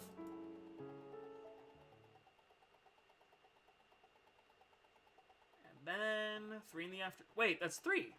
3:04. Hi, everyone! Oh, hi, Sayori. Oh, Diverse isn't here with you today? Actually, I haven't seen him at all today. He wasn't in any of the classes we share. Oh, I'm sorry to hear that. Hopefully he isn't sick or anything. Probably got scared and ran off to a new school. Natsuki? That doesn't sound like Diverse. I mean, we've only known him for a few days, but he has a specific... Yuri? What is the word? Demeanor? Oh, yes. He doesn't look like the type of guy to get scared easily. Let alone by a few girls at a literature club. I certainly hope not. He was a pretty fascinating person. Did I just say that out loud? Why, yes you did, Yuri. Creepy was more like it. Creepy? How do you presume that? Well, his eyes looked right through you. So, Natsuki, you were staring at Diverse's eyes? It's okay if you were. I think all of us find Diverse a little interesting. What do you find interesting about him, Sayori? Well, for starters, he's really smart. He also knows a lot of stuff that you didn't learn in schools. He is nice. Well, mostly. Well, he certainly does seem to have a lot of interesting abilities. Observational, of course. What kind of stuff has he told you about that you wouldn't learn in schools? Well, for starters, he told me what to do when you go camping in a new area. Sounds weird at first, but when you get into it, it makes a lot of sense. Kind of like knowing where you are and where everything is? Uh-huh. He also told me some cool things about the weather. The weather? Yeah, like, how can you tell if the story's coming without any clouds? I guess he's a jack of all trades then, huh? If I don't know any better, I would assume you girls were talking about me. Diverse! Yeah, that is my name. Why do you all have those looks on your faces for? We were wondering where you were. Kind of went missing on us all of a sudden. Yeah. I will admit, we did kind of think you ran off. Don't assume such stupid things. I walk over next to Sayori and Monica and take my seat. Diverse, I didn't see you in any of our classes earlier. Why do you ask? I was worried, that's all. Don't worry about me. I just had something to do today. And it caused me to miss a good portion of the day. Huh? What was it? Don't worry about it, Sayori. I look around at the other girls. Monica and Yuri are talking about what I can perceive as an upcoming event. Natsuki is sitting intently at her desk waiting for something to happen. So, what have I missed so far? Nothing much, actually. You barely started. Ah. On the other hand, why did you show up here? Huh? What do you mean? Well, you didn't want to join, so there's no reason for you to come at the end of the day. Well, let me tell you this. I turned my body to face hers. I don't think you would have let me hear the end of it if you walked home alone. What? Don't what? Me? I think I've come to learn that from you by now. What makes you think I would do that? Well, for starters, you constantly badger me with questions about stuff you have no business in. For example, not even a minute ago, you asked what made me miss some of the school day. Then when you're not satisfied with the answer you've given, you try to circumvent that for later. Oh, I gotta read that again. Then, when you are not satisfied with the answer, Then when you are not satisfied with the answer you're given, you try to circumvent that for later. There we go. Which I assume later you will ask me again why I missed some classes. Am I wrong? Wow, Diverse. You've pretty much got the idea in mind of Sayori nailed down. It's rather obvious by now. Okay, fine. I won't ask you any more questions. I didn't say you couldn't, just take no for an answer when it's given to you. Alright, Monica, you can continue. I won't stall your club any further. You weren't stalling us, silly. We were happy to wait for you, even if you didn't show up. How very thoughtful. We will start in just a moment. Okay. Hey, Diverse? Hmm? I'm a little hungry. Will you come with me to buy a snack? No. Please? No. Why not? I have my reasons. Go get one yourself. But I wanted you to come with me. Siri, can you take out your purse? Why that all of a sudden? No reason, really. I just wanted to look at it. Sayori nervously retrieves her coin purse. What? Sayori nervously retrieves her coin purse. She fumbles with the latch and gets it open. Then she turns it upside down and lets its contents spill onto the desk. Only 2 small coins fall out.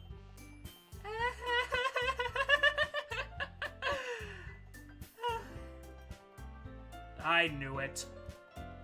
I can see right through you, Sayori. But that's not fair! It's simple. If you had enough money in the first place, you would have bought a snack before coming to the club room. So either you're not hungry and wanted an excuse to take a walk, or you plan to conveniently forget that you spent all your money so that I would lend you some. But from what I've seen, you're always hungry. So that really only leaves one option. Ah! I give up! Don't make me feel guilty! If you feel guilty, that means you deserve to feel guilty. Yuri suddenly giggles. Eh? I didn't notice that she was listening in. Her face is in her book, as always. I wasn't listening or anything. It was just something in my book. Yuri? Tell Diverse to let me borrow some money? Don't get me involved like that, Sayori. Besides, you should only buy what you can responsibly afford. And frankly, after pulling a mischievous little stunt like that, your suffering is fair enough retribution. Very well put. Did I just... I didn't mean that! I got too absorbed in my book. I really like when you speak your mind, Yuri. It doesn't happen much, but it's a fun side of you. There's no way you could think that. You were right, though. I did something bad and now I have to accept the revolution. Retribution. That? Still, coming from you, Sayori. I guess there's a little devil inside all of us, isn't there?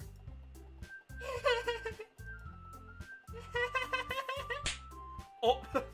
Oh yeah, the cookie. Out of nowhere, something smacks Sayori in the face and tumbles onto the desk. Ow! A cookie! Sure enough, it's a giant cookie wrapped in plastic. Sayori glances around. Is this a miracle? It's because I paid my restitution! Retribution. Actually, that one almost worked. I was just gonna give it to you. But then I heard you blab about the cupcakes. It was totally worth seeing your reaction, though. Natsuki! That's so nice of you!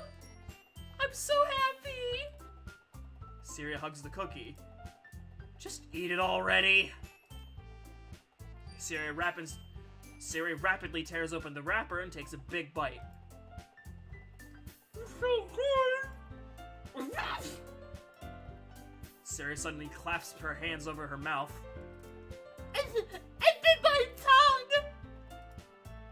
tongue! You're going through a lot over just one cookie. Natsuki takes a bite of her own cookie.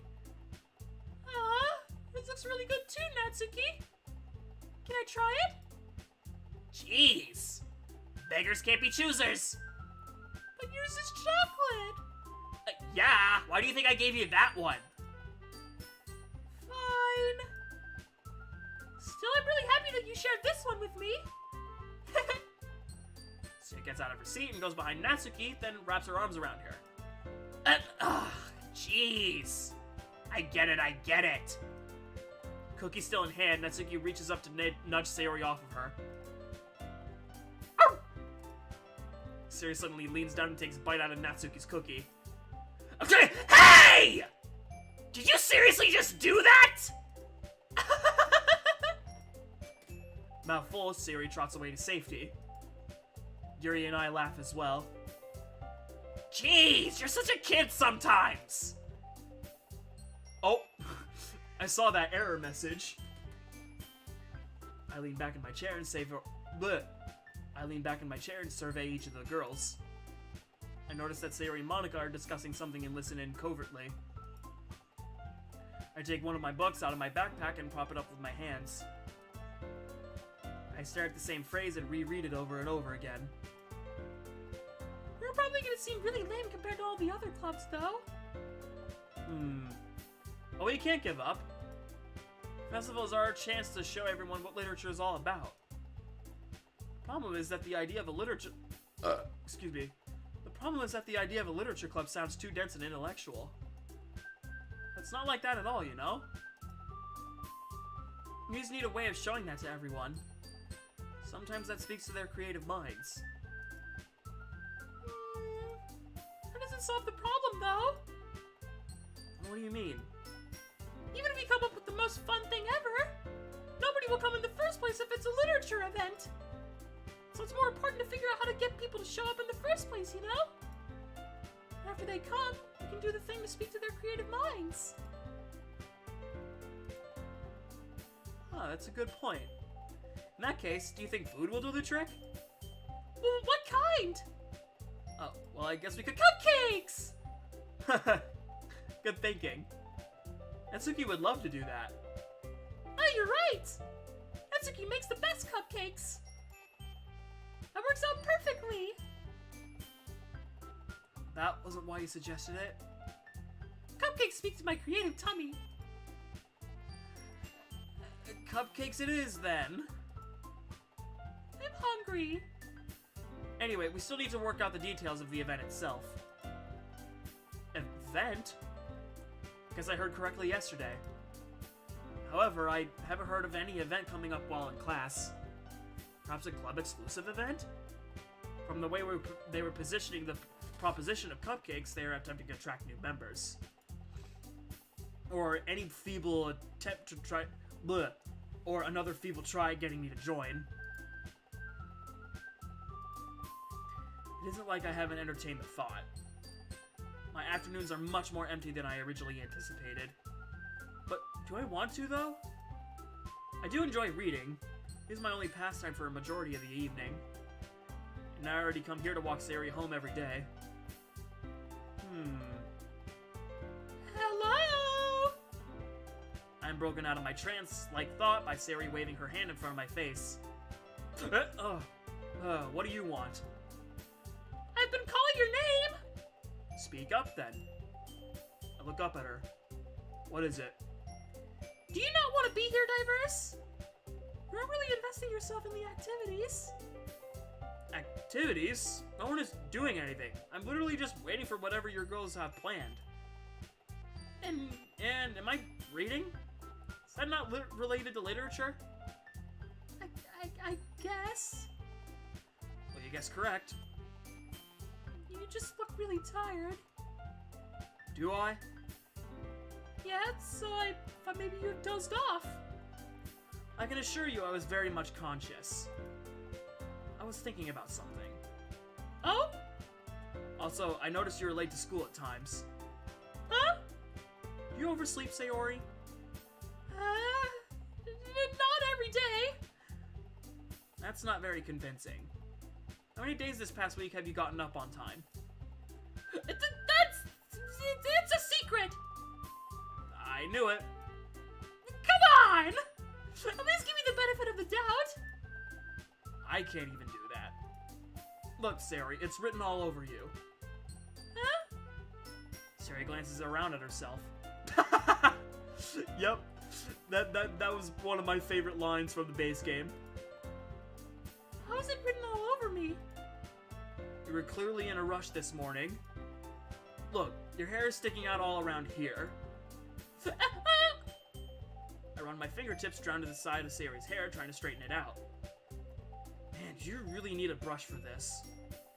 My hair is just really hard to get right. I won't fall for that. There's more than just your hair. Look, your bow isn't straight either. There's toothpaste stain on your collar right here. Try to wipe off the stain with my finger. Did I get Sayori out? We didn't even do the poem thing. But no one would ever notice that. Of course they would. I mean, not that I'm complaining. Sayori's best girl. Along with Monica. Nobody's gonna tell you about it because they don't want to embarrass you. But I really don't care about that.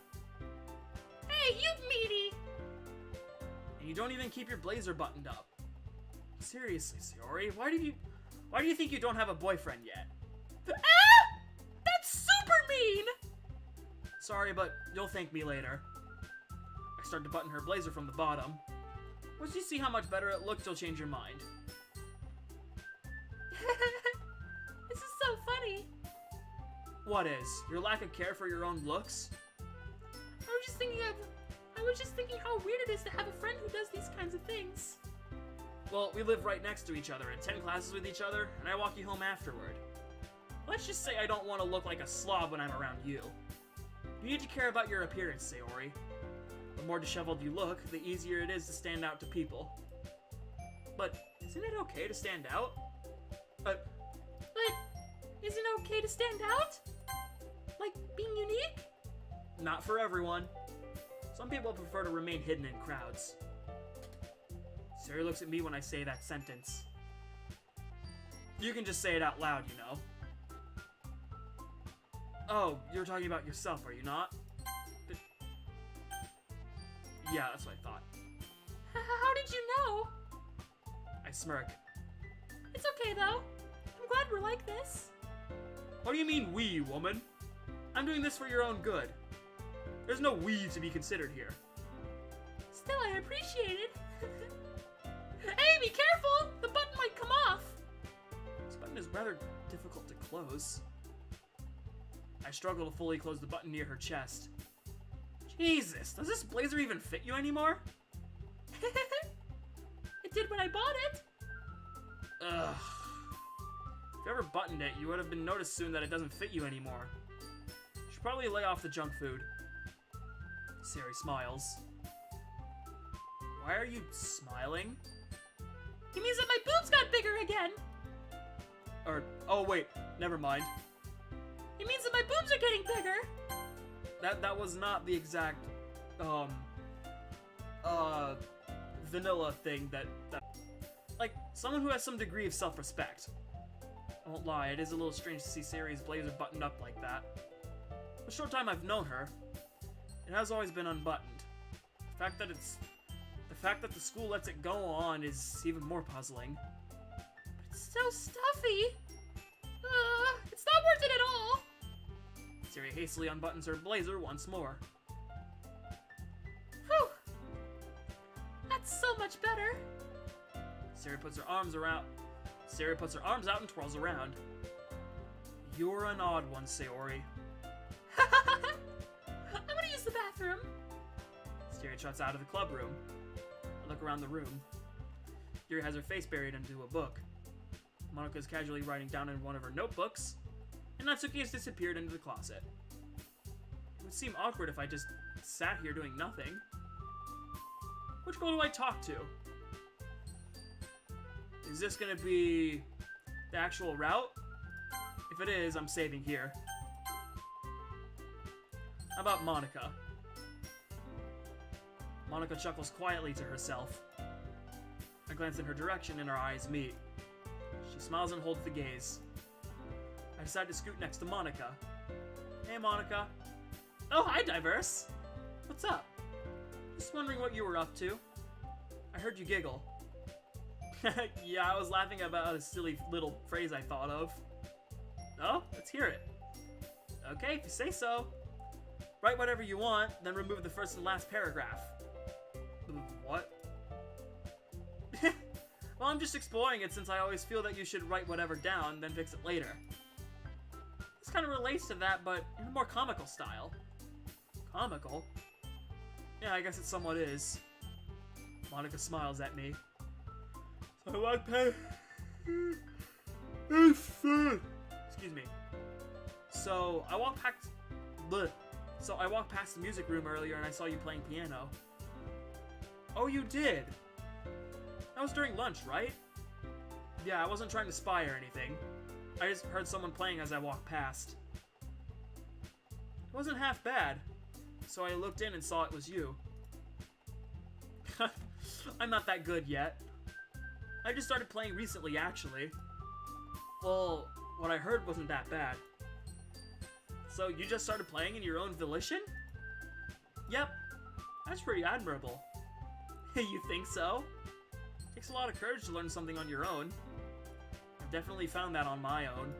I remember as a project at my old school.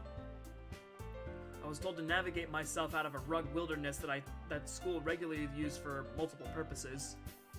If I didn't successfully get myself out of the area and back to the school in 3 days. Help would leave and I would be on my own. It's difficult to survive in an area you've never been.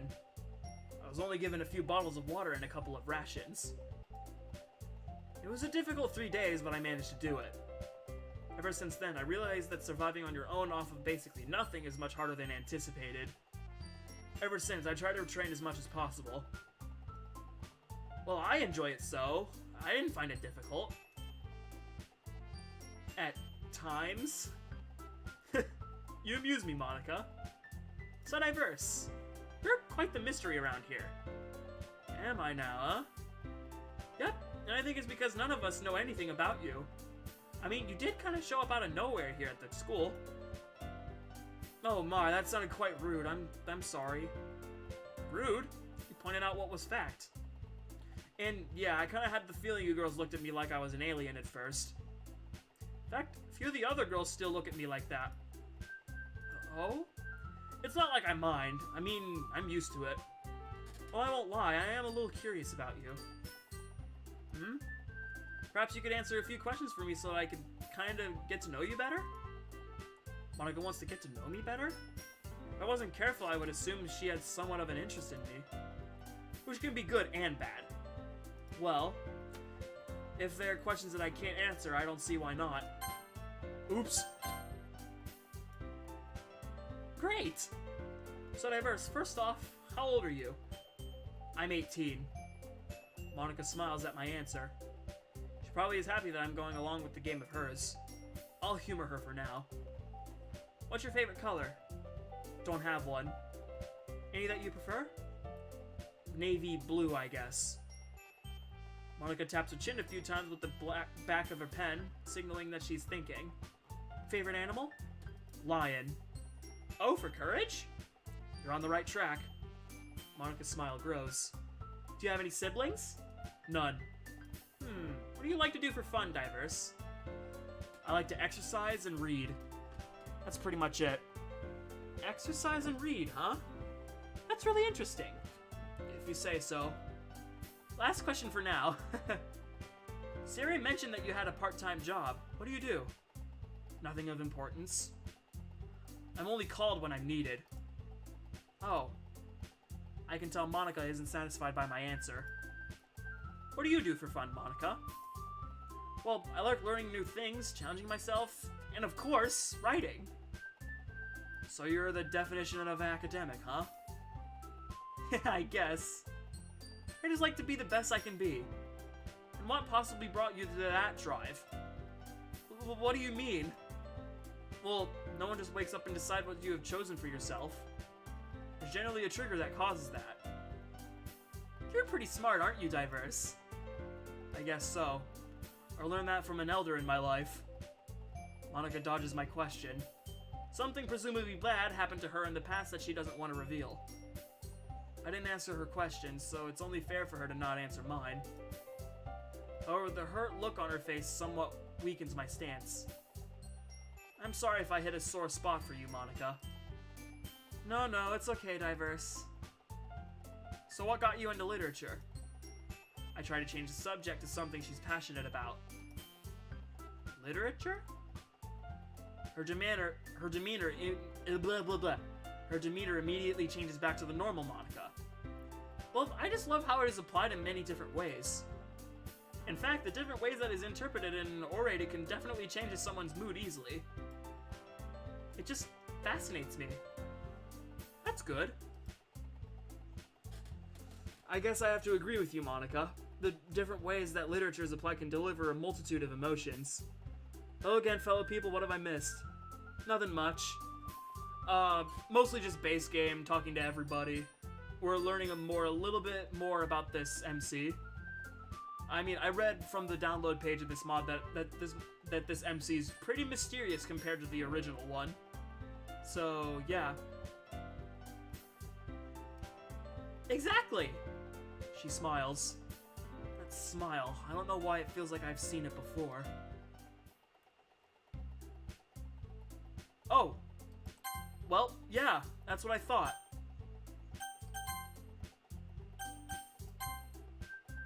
I guess I can go to Natsuki. Oh, okay, so this technically is the,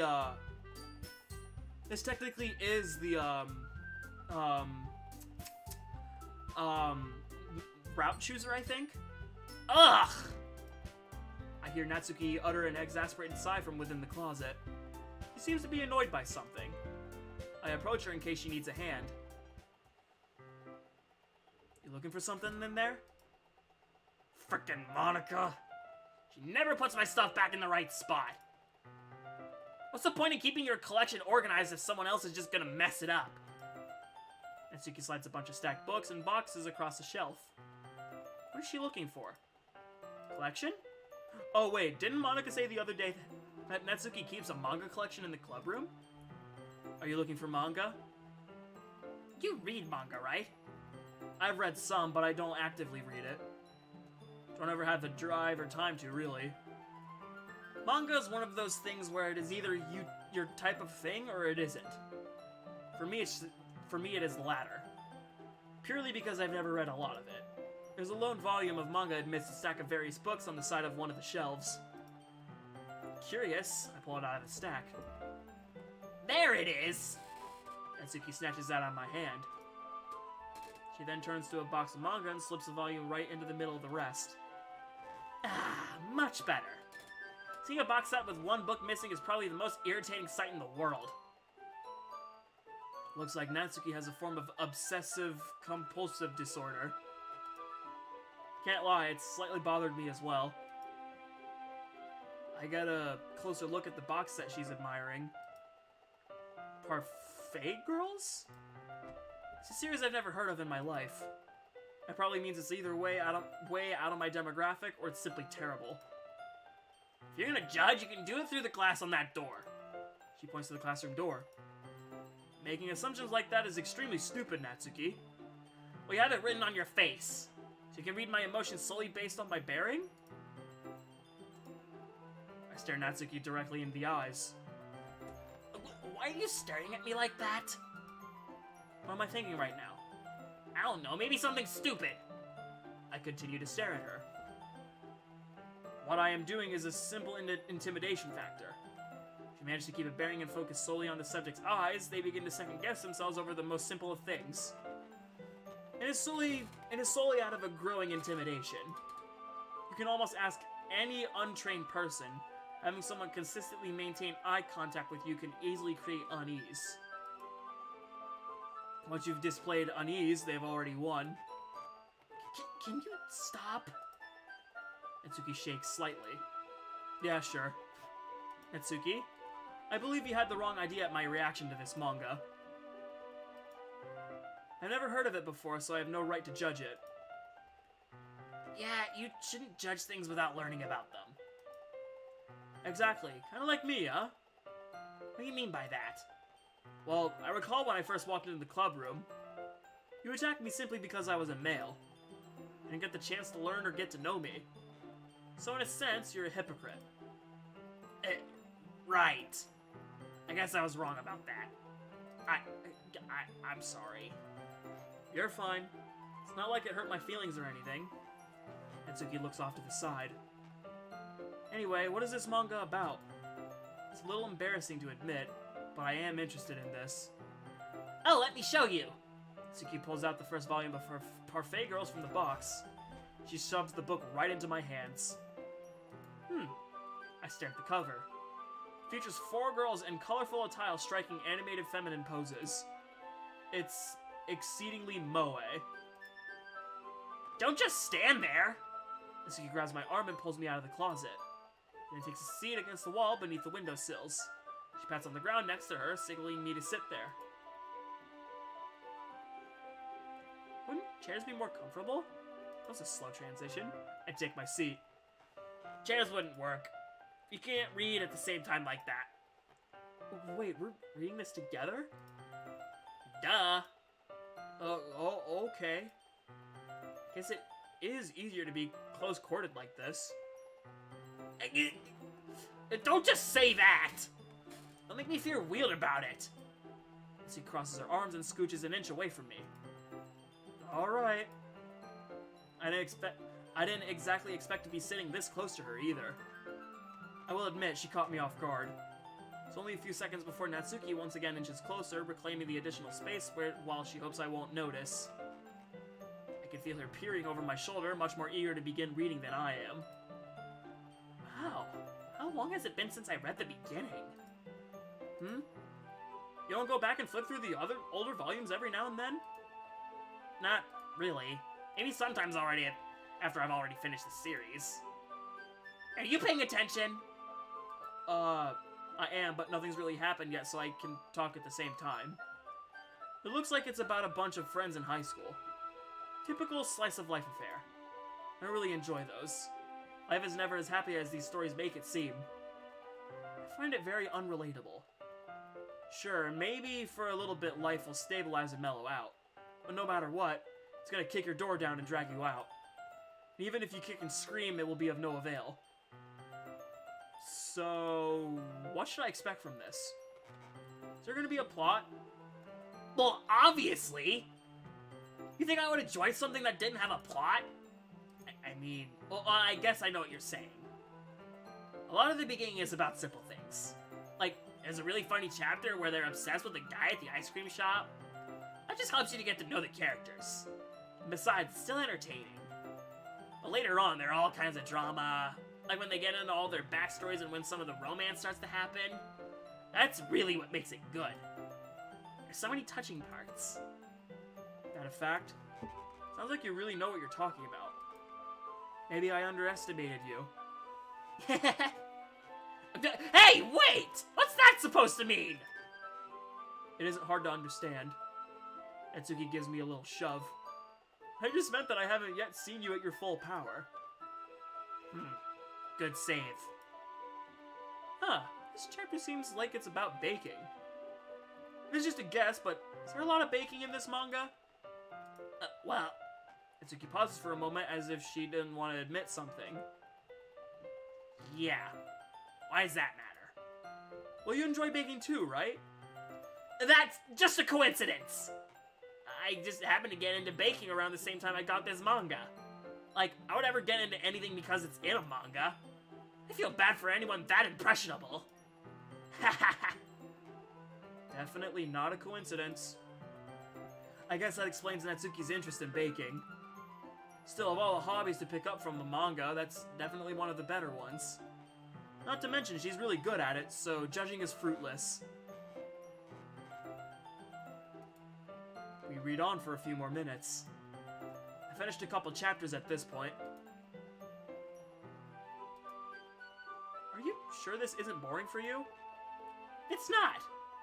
Even though you're just watching me read? Well, I'm fine with that. If you say so. I guess it's fun sharing something you like with someone else. You know what I mean? You don't? That's not... Oh, well, I wouldn't really know. What do you mean? Hi, Squid Man. Don't you share your manga with your friends?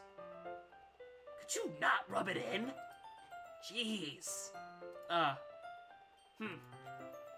I could ever get my friends to read this. They just think manga's for kids. I never bring it up without them being all like, you still haven't grown out of that yet? Makes me want to punch him in the face. I'm well aware of those kinds of people. And I'm one of them at times. Some people close their minds to certain areas of culture, never deviating from that, and if you do, you're an outcast. You're looked down upon without a second glance.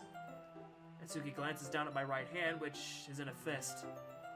I release my grip shortly after.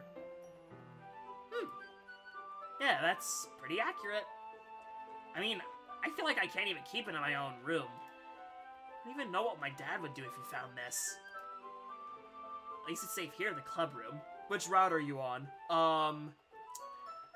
So far, I went through Monika's first scene, now I'm going through Natsuki's first scene, and then I'm doing Yuri. But once I get through all these dialogues, I'm gonna go down the Monika route. At least it's safe here in the club room. Except Monika was kind of a jerk about it. I just can't win, can I? Well, it paid off in the end, didn't it? I mean, here I am, reading it. It's not like that solves any of my problems. Maybe. But at least you're enjoying yourself, right? So? Enjoy it. Jeez, that's enough! You gonna keep reading or what? Yeah. I flip the page. Suddenly, Natsuki starts laughing. I totally forgot that happens! Natsuki puts her finger on one of the panels. Minori is my favorite character. You always feel a little bad for her since she's so unlucky. It gets especially bad I shouldn't be talking about that yet. Just finish this chapter. Natsuki's voice sparkles with excitement. It's a stark contrast to her usual bossy tone. But if she's not used to sharing her favorite manga with her friends, I can understand why. It's hard to express in words that feeling you get when connecting with someone like that. And being able to provide that to Natsuki, from whom it's a rare experience, the thought makes me smile a little to myself. Alright, let's go back. And Yuri. Who's your favorite Doki? Sayori and Monica are both my favorites. I look at Yuri. She still seems to be immersed in her book. It looks to be the same book she gave to me. From my angle, it looks like she's on the first few pages. I think she noticed me looking at her. She sneaks another glance at me and our eyes meet for a split second.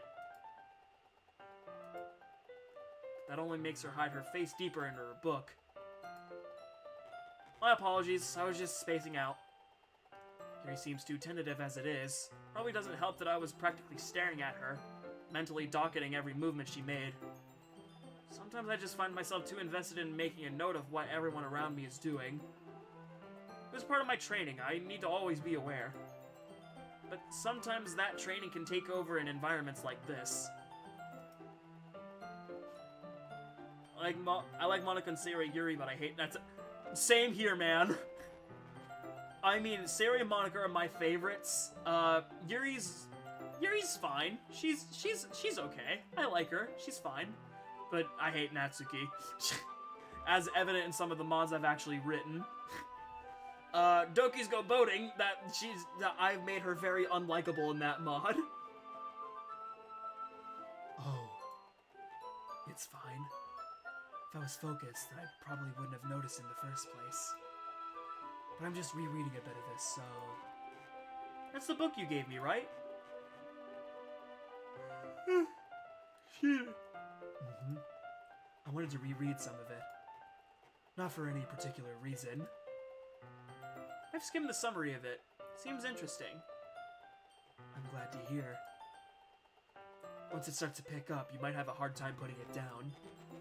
It's a very engaging and relatable story. Is that so? What's it about, anyway? Well, Yuri closes the book and scans her eyes over the back. Book is titled Portrait of Markov. There's an ominous-looking eye symbol on the front cover. Alright, I just wanted to make sure I don't accidentally give anything away. Basically, it's about this girl in high school who moves in with her long-lost younger... Sorry, excuse me. Basically, about this girl in high school who moves in with her long-lost younger sister. But as soon as she does so, her life gets really strange. She gets targeted by these people who escaped from a human experiment prison. And while her life is in danger, she needs to desperately choose who to trust. No matter what she does, she ends up destroying most of her relationships and her life starts to fall apart. That's pretty dark. Yuri made it sound like it was a nice story, so that dark turn was sort of a surprise. Honestly, it's better than those unrealistic love novels. Those are hard to read. It's too fake and set up. The real world is not that glossy and polished. The real world will bust your door down and drag you out by force if tempted. Yuri gently giggles all of a sudden. Are you not a fan of that sort of thing, Diverse? Actually, I kind of prefer harsh reality and scenario-based stories. I hope so. Yeah, I totally forgot that Yuri is into those things. She's so shy and reclusive on the outside, but her mind seems to be completely different. It's just that those kinds of stories, they challenge you to look at life from a strange new perspective. And horrible things happen not just because someone wants to be evil, but because they have their own goals but because they have their own goals or their own philosophy that they believe in. Then suddenly, when you thought you were related to the protagonist, they're made out to be the naive one for letting their one-sided morals interfere with the villain's plans. I'm rambling, aren't I? Not again. I'm sorry. Why are you apologizing? You haven't done anything wrong. Don't apologize for things you did not do. Because then, you allow someone the opportunity to step on you and influence you. Well, I guess it's alright then. I feel like I should let you know that I have this problem. When I let things like books and writing fill my thoughts, I kind of forget to pay attention to other people. So I'm sorry if I end up saying something strange. And please stop me if I start talking too much. Noted. If you start to speak too much for my comfort, I will gladly tell you to shut up. But I don't perceive that you will get to that point. Plus, this is a literature club after all. That's true. So now that you have gathered my interest in this book, why don't I read it with you? You don't have to. I'm certainly not being forced to. Let me just get the book. I quickly retrieve the book that I had put into my bag. I slip into the seat next to Yuri's. What? Scared of me? I'm sorry. It's not that I don't want you to. It's just something I'm not very used to. That is, reading in company with someone. I see. Who's your favorite and least favorite DokiTuber? I'm not gonna say that yet. Because that's kind of a weird question to think about by giving a direct answer to. I might make a tier list soon enough, if I ever give myself the time for it. Well, I will read. If I distract you, just tell me. I open the book and start the prologue. I soon understand what Yuri means about reading in company. It's as if I can feel her presence over my shoulder as I read. It's not a particularly bad thing. Maybe a little distracting, but the feeling is somewhat comforting. Yuri's in the corner of my eye. I realize that she's not actually looking at her own book. I glance over. It looks like she's reading from my book. It's just sorry. I was just... What did I tell you about apologizing? I don't really mean to. Sorry. I mean... I rub my forehead. Alright, how's this? I slide my desk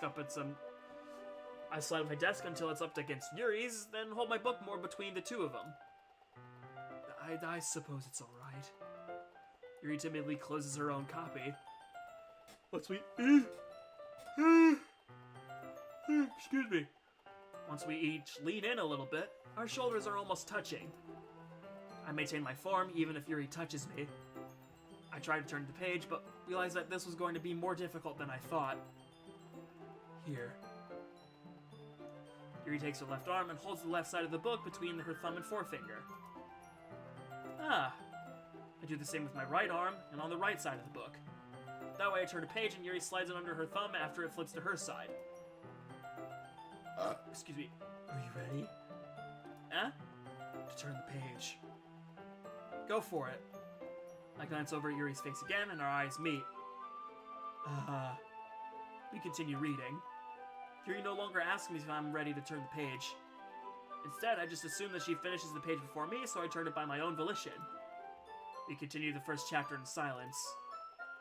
Even so, turning each page almost feels like an intimate exchange.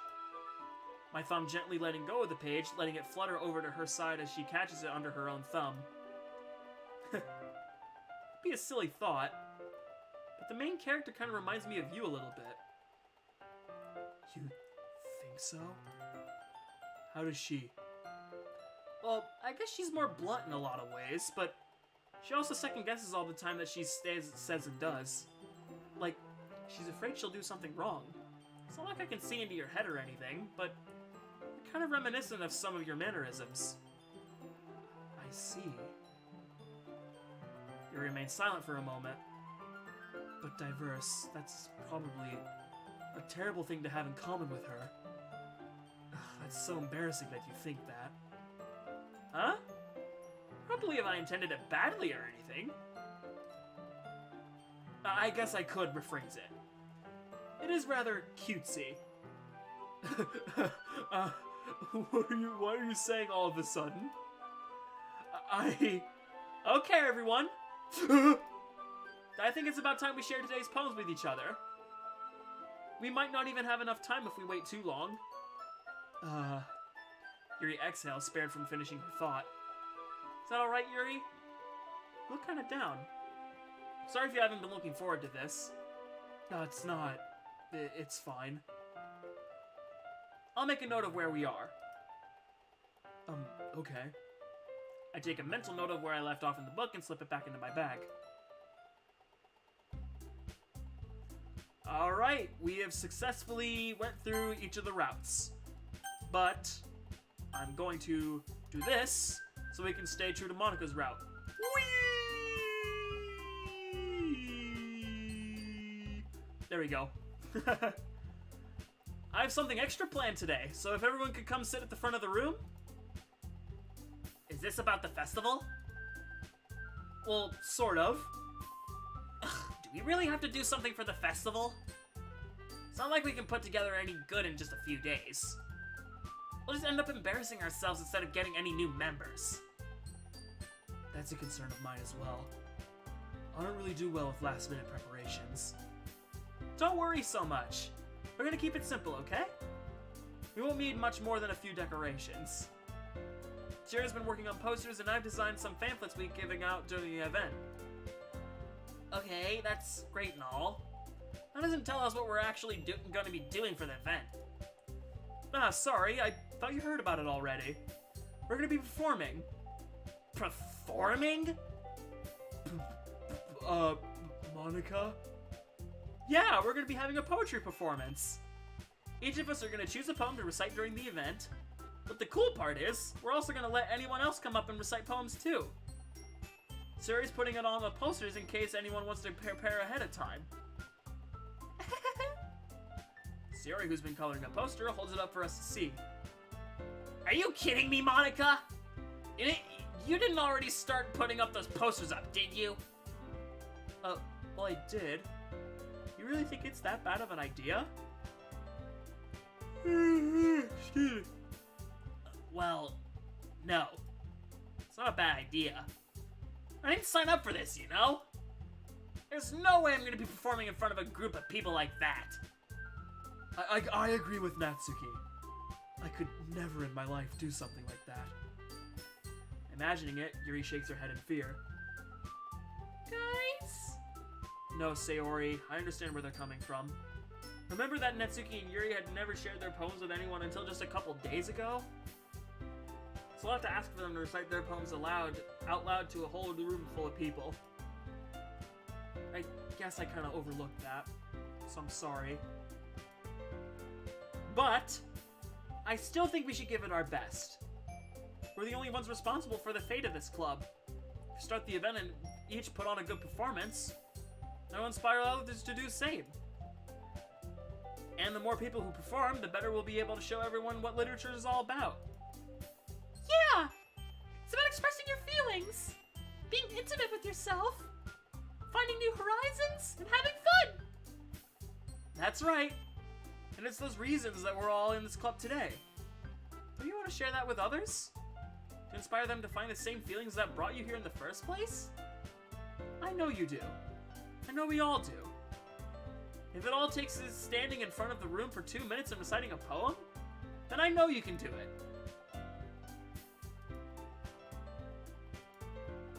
Natsuki and Yuri remain silent. Sayori looks worried. I guess that leaves me no choice. I agree. I don't think it's too much to ask. I think Sayori and Monika have been trying really hard to get new members. The least we can do is help them out a little bit. Well, maybe, but looks like Natsuki doesn't have any arguments left. Ugh. Okay, fine. I guess I'll just have to get it over with. Alright! Whew. Thanks, Natsuki. What about you, Yuri? Yuri dejectedly glances around at everyone else's expectant faces. I guess I don't really have a choice. That's everyone! You're the best, Yuri! This club is seriously going to be the death of me. Oh gosh! You'll be fine, Yuri. But anyway, let's move on to the main event. I want each of you to choose a poem of yours. We're gonna practice reciting them in front of each other. No way! Monica! This is too sudden. Well, if you can't recite your poem in front of the club, how do you expect to do it in front of strangers? Oh no. Don't worry, I'll start off to help everyone feel a little more comfortable. Can I go next? Of course. Now let's see. Monica flips through her notebook to the specific poem she has in mind for herself. She then stands behind the podium. The title of this poem is The Way They Fly. Monica begins reciting her poem. Her clear, confident voice fills the room. More than that, her inflection is pristine. She knows exactly how to apply emotion behind each line she recites, bringing the words to life. Is this something she's done before, or is she simply a natural? I glance around me. Everyone has their eyes on Monica. Sayori looks amazed. Yuri has an intense expression on her face that I don't understand. Finally, Monica finishes the recitation. The four of us applaud. Monica takes a breath and smiles. That was so good, Monica! Thank you very much. I was just hoping to set a good example. Are you ready to go next, Sayori? I'll go next! Whoa! Yuri's fired up all of a sudden! Yuri clutches a sheet of paper between her hands and stands up. Keeping her head down, she quickly walks over to the podium. This poem is called... Yuri anxiously glances at each of us. You can do it, Yuri! It's called... After Image of a Crimson Eye. Yuri's voice shakes as she starts reading the poem. Just a moment ago, she practically refused to do this. Why is she suddenly putting in so much effort? As Yuri gets past the first couple of lines, her voice changes. It's almost like what happened when Yuri gets absorbed into her books. Her quivering words transform into the sharp syllables of a fierce and confident woman. The poem is full of twists and turns into its structure that she enunciates with perfect timing. This must be a rare glimpse into the whirling fire Yuri keeps concealed inside her head. Suddenly she's finished. Everyone is stunned. Yuri snaps back into reality and glances around her as if she will. Ah! Yuri snaps back into reality and glances around her as if she bewildered even herself. It's up to me to save the situation. I'm the first to start applauding. Everyone joins me afterward, and we give Yuri the recognition she deserves. It's not that we didn't want to applaud for her, but we were caught so off guard that we must have forgotten. As we applaud, Yuri holds the poem to her chest and rushes back into her seat. Yuri, that was really good. Thank you for sharing. Looks like Yuri's down for the count. Okay! I guess I'm next then! Sarah hops out of her chair and cheerfully walks to the podium. This one's called My Meadow. Sorry I giggled. Sayori? It's a lot harder than I thought. How did you guys do it so easily? Try not to think of it like you're reciting to other people. Imagine you're reciting it to yourself, like in front of a mirror or in your own head. It's your poem, so it'll come out the best that way. I see. Okay then. Siri begins her poem. Somehow, it feels like her soft voice was made as a perfect match. The poem isn't aimlessly cheery like Sayori is. It's serene and bittersweet. If I were to read this on paper, I probably wouldn't think much of it. But but hearing it come from Sayori's voice almost gives it a whole new meaning. Sayori finishes and we applaud. I did it! Good job, Sayori. Even Diverse liked it. I guess that's a good sign. What does that even mean? It came out nicely, Sayori. The atmosphere of the poem fits you really nicely. But it might be that other poems wouldn't work quite well with that kind of delivery. Huh? I don't really understand. In other words, I've seen poems of yours where that sort of gentle delivery wouldn't work as well. You might need a little more force behind them, depending on what you're reading. Oh, I know what you mean! Well, I've been practicing that kind of thing. It's just embarrassing to do in front of everyone. Then next time I'm gonna make you pick a poem that challenges you a little more. We don't have much time before the festival, you know? Okay! Alright then. That just leaves you, Natsuki. Yeah, I'm going. Natsuki begrudgingly gets out of her seat and makes her way to the podium. The poem is called... why are you all looking at me? Because you're presenting. Anyway, the poem is called Jump. Natsuki takes a breath. When she starts reciting the poem, her sour attitude disappears a little. While she's still a little unenthused, her poem has a rhythm and rhyme to it. It's Natsuki's trademark style, and it works surprisingly well when spoken aloud. The words feel like they bounce up and down as if giving life to the poem. Natsuki finishes, and everyone applauds. She huffs back to her seat. It wasn't so bad, was it? Easy for you to say. You'd better not make me do that again. Oh, well, do you at least feel prepared enough to recite a poem in front of other people? I mean, doing it in front of other people would be way easier. I can put on whatever face I want for other people. It's just my friends. It's just embarrassing. That's a surprise, Natsuki. I think it would be the other way around for me. Well, that's just how it is, so... I guess in that case, you won't have much to worry about for the festival. That said, I want to thank everyone for coming through. It might be hard, but I hope that you all have an idea of what it's like now. Make sure you pick a poem and get enough practice before the festival, okay? I'll be making pamphlets, so let me know ahead of time what you'll be reciting. Okay, everyone. I think that's about it for today. I know the festival is coming up, but let's try to write poems for tomorrow as well. It's been working out really nicely so far, so I'd like to continue that. As for the festival, we'll finish planning tomorrow, and then we'll have the weekend to prepare. Monday's the big day. I can't wait! I can do this.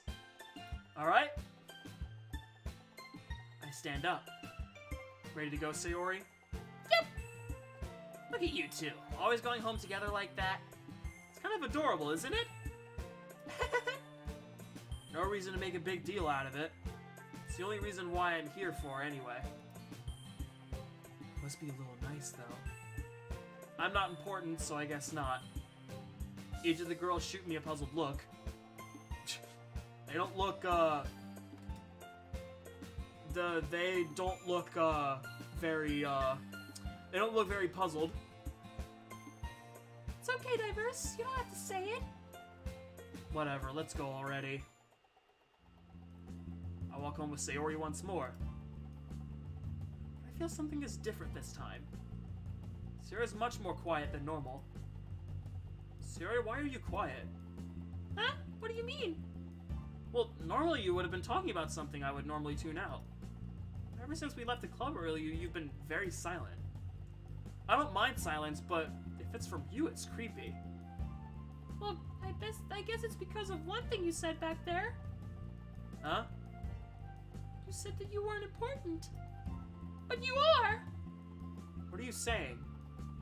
Diverse, everyone is important. I'm sure you are not an exception. I don't know why you're so hell-bent on this fixation. Didn't your mom ever tell you this?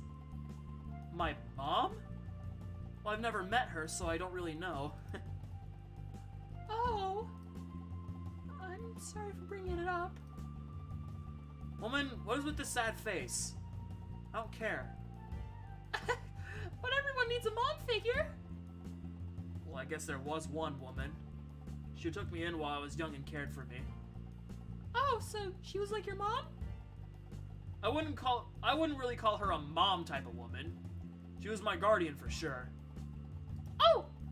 So she was kind of your mom then? I guess you could say that. So we're home. Yep.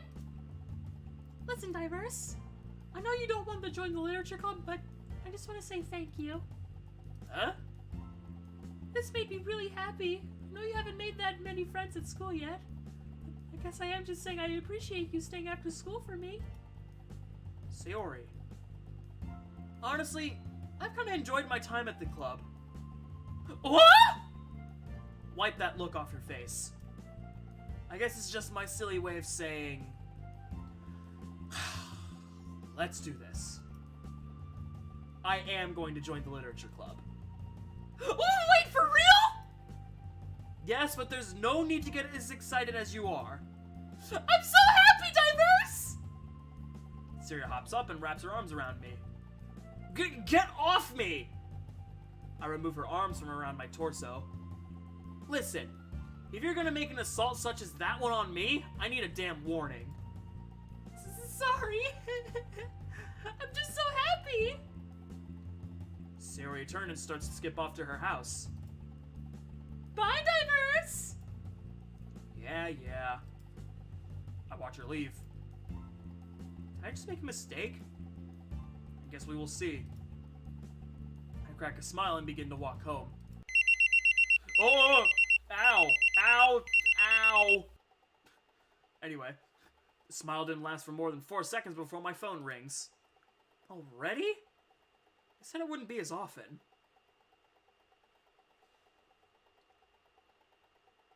Sayori's bedroom. 9 o'clock. Yeah, he said he would join. That's great. I'm relieved. Monika's voice emanates from Sayori's loudspeaker. She has been talking to Monika for a few minutes as she puts away laundry. We finally have our 5th member. We can be an official school club. That's right. Sayori one by one puts her garments away in her dresser. Ugh, I should really clean up my room.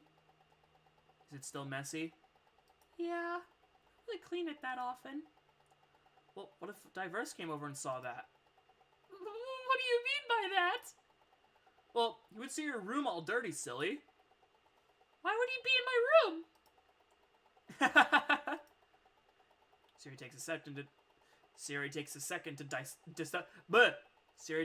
to decipher what Monika meant. Huh? Monika!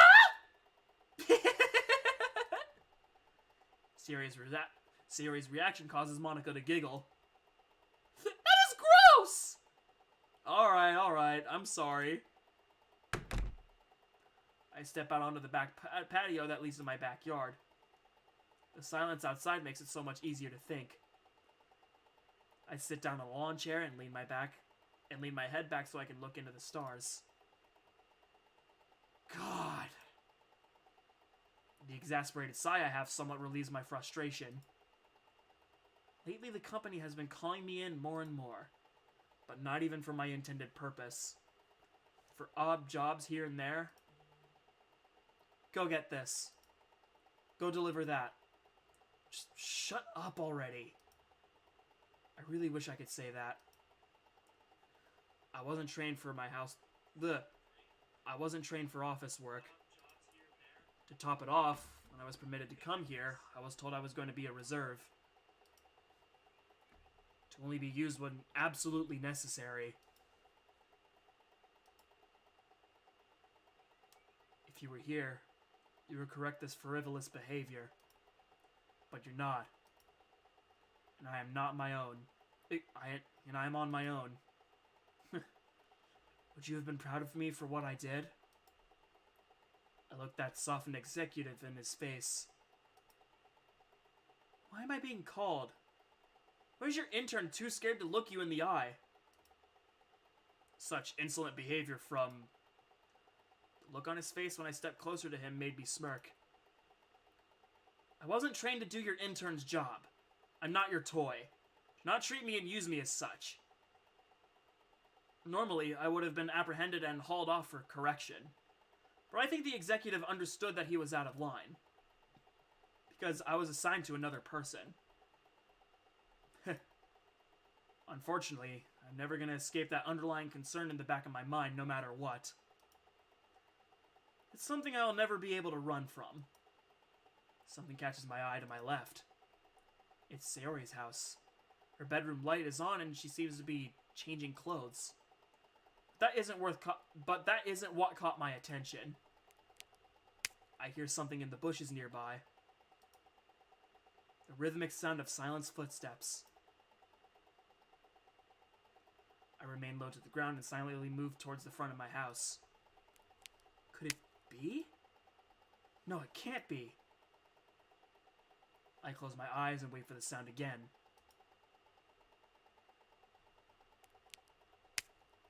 Gotcha!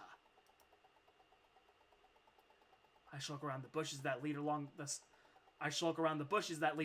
the sidewalk, remaining out of street lamps and other miscellaneous lights. I peer around a corner and notice a boy, around my age, trying to peer up into Sayori's window. I get behind him, grab him by the back of his shirt collar, and pull him down forcefully. Gah! What is your problem? He tries to get up off the ground, but I place my foot on his chest and hold him down. Mine? What do you think you're doing looking into a girl's bedroom like that? I look down at him and meet his eyes. Mind your own business! I reach down and pick him up by his collar once more. I'm making it my business. He pushes me back, well, attempts to. But I predicted this. There we go. But I predicted this. As soon as his hands make contact with my chest, I wrap one hand around his left arm. My right arm reaches around his right. I bring my left arm inwards, pulling him closer. Due to his tall body type, he is forced to hunch over towards me. Giving me the perfect opportunity, I shove his right arm down, bringing his neck closer. Taking this chance, my right elbow strikes him in the throat. Ah! I let him stagger back, his eyes in a panic confusion. I step closer, forcing him to move further away. Do you want to continue? Or will you leave? Your eyes! What's with your eyes? I take another step closer. He coughs and struggles to breathe. He reaches out to lunge at me. I swing my left leg in a clockwise motion, orienting it so I make contact with his rib cage. He collapses onto his knees and looks up to me. I grab him by his hair and force his attention. I said leave. If I ever see you here again, I will not hesitate as I am now. Who are you? I wrap one of my hands around his throat. Do you understand? He nods. I push him backward, where he gets back onto his feet clumsily and runs off. I watch him flee like a dog with their tail behind her legs. Sayori's window opens. I get as close to the wall as possible, concealing myself from her view. To be caught right now would not do me any good. Sayori looks around for a moment, then closes her window.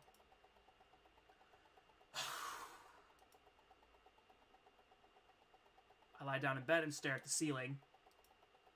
That boy. Never seen him before. So he either doesn't attend our school, or I've missed him. But why was he attempting to peep at Sayori like that? Doesn't matter anymore. But was what I did necessary? I mean, I could have just let him peek at Sayori. Something inside of me just feels absolute anger at what he did.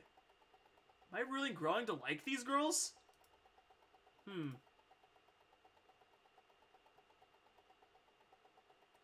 3 o'clock, September 3rd. Aw, man! I'm the last one here again! Don't worry, I just walked in too. Were you practicing piano again? Yeah. You must have a lot of determination. Starting this club and now picking up piano. Well, maybe not determination. But I guess passion. Remember that the club wouldn't be here if it wasn't for all of you. And I'm super happy that you're all willing to help out for the festival too. I can't wait for the festival. It's gonna be great. Huh? Were you complaining about it just yesterday, Natsuki? Well, yeah. I'm not talking about our part for the festival. That's a whole day of school where you get to play and eat all kinds of delicious food. You sound like a bit like Sayori all of a sudden. Monica, do they usually have fried squid? Squid? That's a pretty specific thing to look forward to. Oh, come on. Are you saying you don't like squid?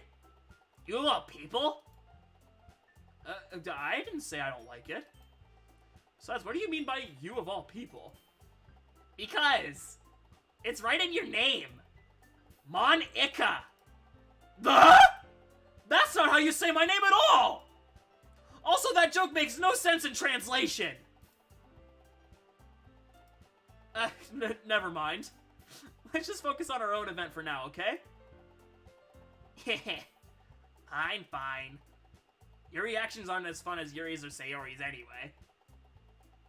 Excuse me? Where is Sayori anyway? Oh, there you are! Sayori's sitting at a desk in the corner of the room looking down at nothing. I walk over to her.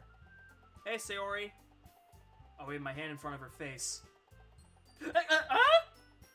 You're spacing out again. Sorry. Don't mind me. You can go talk to everyone else. Huh. Is everything alright? Of course! Why wouldn't it be? Well, you're a very social person, and all of a sudden today you're not that at all. Even in class earlier, you didn't ask one question or socialize with anyone. Jeez, you worry too much about me. I'm fine, see? I grab a chair from one of the nearby desks and sit down next to her. What are you doing? What does it look like? What's wrong with you? Nothing, alright? I'm just tired. Were you up late again? Yes? But this time it wasn't my fault. I heard some noises outside of my room last night and it scared me. Oh, you did? Yep, I remember now. The fight last night. She looked out her window and didn't see anything. What's that look for? Huh? That look on your face, it's scary. Oh, sorry, I guess I was just in deep thought. Listen, Sayori, there's no need to be scared. But I promise you, there is nothing to worry about. Okay. You're such a good person, Diverse. If you say so. You doing better now? Well, with you protecting me, I do feel much better. Okay, hold on. I didn't say... Sayori jumps from her chair and skips towards the other girls. Ugh. Alright. So before we read our poem, we have a bit of free time. So feel free to do whatever. Each of the girls disperse around the room. Monika goes up towards the front with Sayori and begins to look at a piece of paper.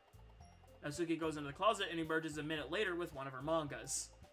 And Yuri sits down timidly at her desk and looks through a few books. Honestly, I want to learn more about these girls. If I'm going to be in the club with them, this is the least I can do. Who should I start spending time with?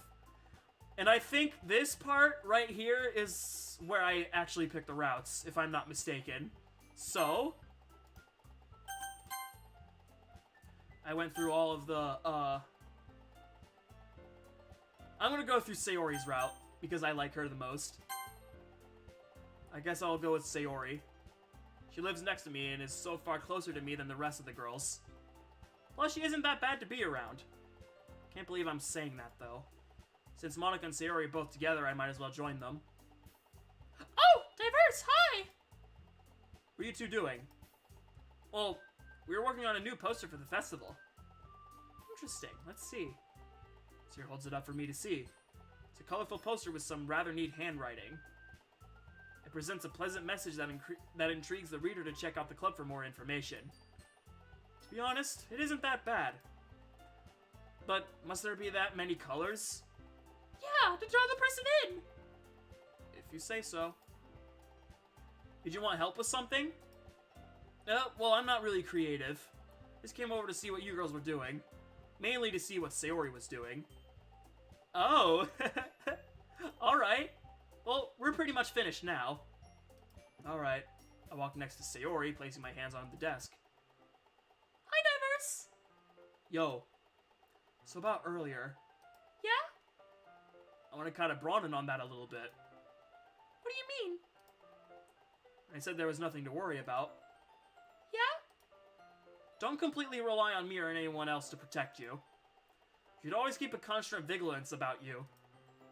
Well, Diverse, you seem like you can handle yourself when things get difficult. And if you were there to defend us, you would appreciate it quite a lot.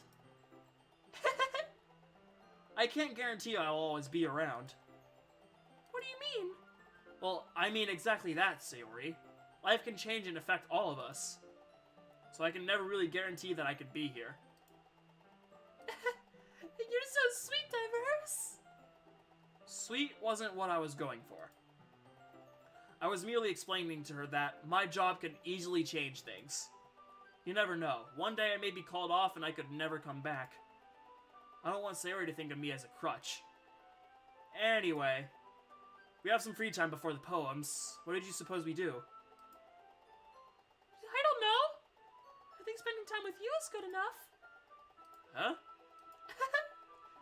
Tell me about this festival. What are you planning to do for it? Oh! Well, I am planning on helping Monica make our club a great part of it. It is gonna help. It's gonna be so much fun. Looks like you two have a lot of mind for it, too. Each member reading a poem before the crowd? You know what that means, right?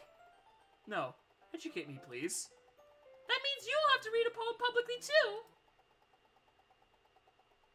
What? Yep. Remember how you told me yesterday you joined the club?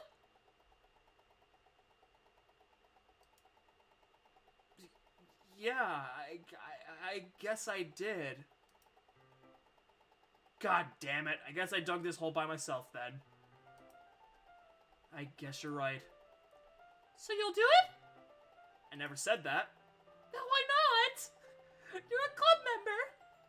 Sari, my type of conversation isn't the norm around here. I can barely express emotion or feeling. But I know you can do it.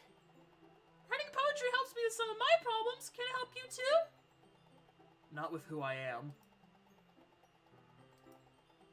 Never mind that. Sari seems suddenly apprehensive. Her face conveys concern. I'm serious. Ignore what I just said. It's hard to ignore something from you. What?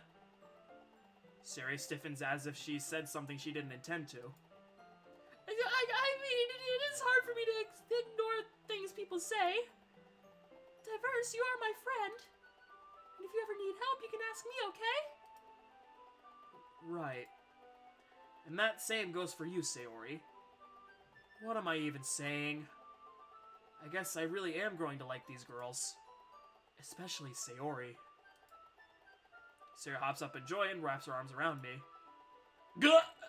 Woman, I told you about this! You need to give me a fair warning.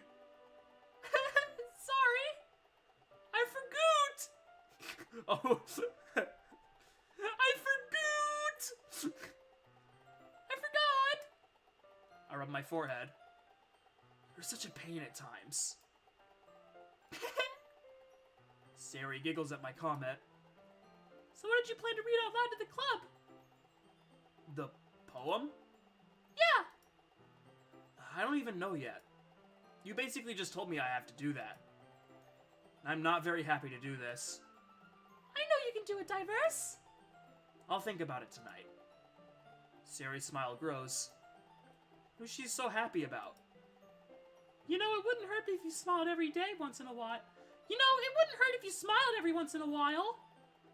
What? You always have this look on your face. It's scary. Damn, so here you are insulting me for my looks.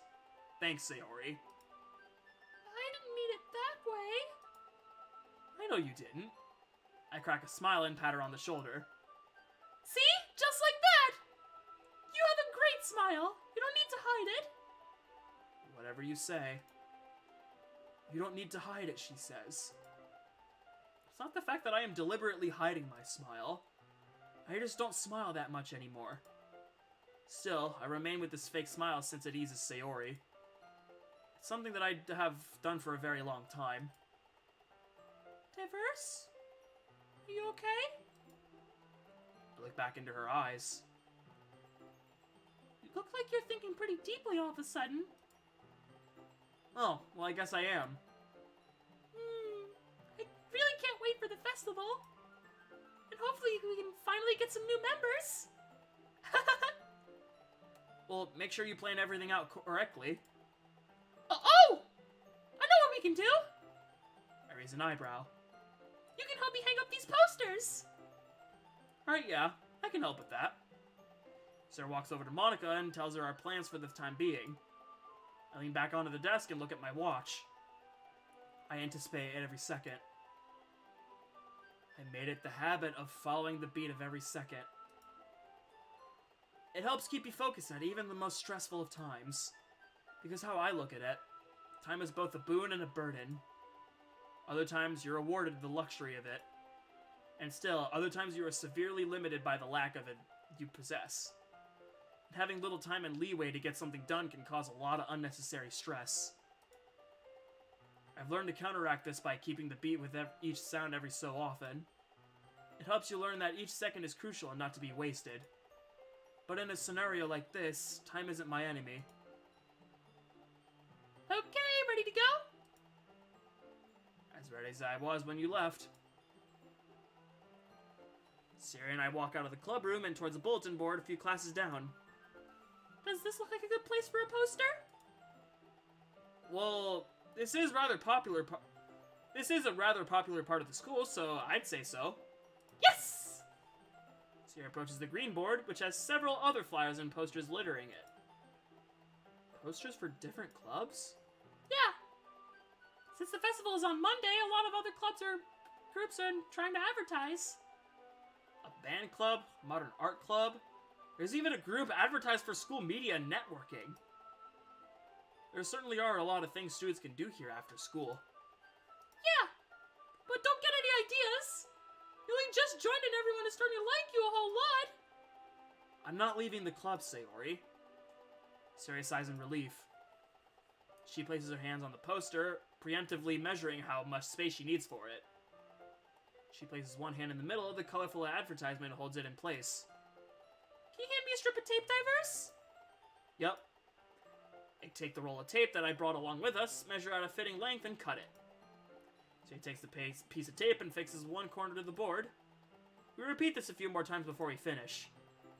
Ah, there we are! How's it look? Looks fine. We have a couple more to hang up, come on! Siri grabs at the sleeve of my uniform and pulls me along with her. We continue to hang up each of the posters before heading back to the club. Okay, wait. Is this a good time to go back? I think so. I'll go with Monica. Sense of pride and confidence are attractive attributes about her. Since Monica and Sayori oh, wait! Mainly to see what Monica was doing. Oh! I walk next to Monica and place my hands on the desk. So, Monica, you certainly got quite a lot on your minds in regards to the festival coming up, right? Oh yeah. I have many exciting things planned for us, for guests who stop and check us out. Interesting? Like what? Interesting, like what? Oh my god. I have many exciting things planned for guests who stop and check us out. Interesting. Like what? Well, for starters, she clears her throat and stiffens her posture. I'm gonna ask each of the girls to help contribute to our part of the festival. Sayori and I discussed possibly having Natsuki bake some cupcakes. I was also thinking Yuri could make a banner and get some atmospheric enhancements for the room. Atmospheric enhancements? Yeah, like maybe some candles or ribbons. Well, what would you and Sayori do? Well, I'd be greeting everyone and leading our guests through our club event. So an informative liaison? Liaison? I think that's liaison. So an informative liaison? Exactly! What about Sayori? Sayori will go out and help attract people to our club. You're really gonna trust Sayori to bring people to the club? Well, of course! She did bring you here, didn't she? I guess you're right. Or perhaps maybe you'd like to do that? Not at all. I thought so. What's that even supposed to mean? Monica giggles and blushes slightly. You're being weird. Anyway, like you said, we have some free time. Need help with anything? Oh! You wanna help me? Why not Sayori? I'm not tied to her. Plus in class earlier, she said that you would need a lot of help getting ready for the festival. Pretty sure she was hinting at something. Sayori giggles in the background. Yep. Oh! Well, I really appreciate it. Monica's smile grows. I could really use some help getting some supplies for more posters. I need to help bring in a few stacks of textbooks for this class. That's right, this is an English classroom. I nearly forgot that. But why are you responsible for that? I offered. Why? It's the least I can do to thank the teacher in school for letting us use this classroom. If you say so. Where are these textbooks you need help with? Oh, they're in the supply closet. And that is where? Right, I should have shown you. Come with me, I'll show you. Okay. Monica and I arrive at the Glockers. She explained on the way over to the school, She explained on the way over that the school kept a supplies closet near them for easier access. Apparently they need to switch out locks frequently. Wonder why that is.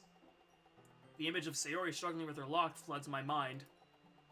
So they're in here, right? I open a wood door with no label attached to it. It was rather heavy to open, which takes me by surprise. Yeah, I open the closet door, and whoa. Yeah. I open the closet door,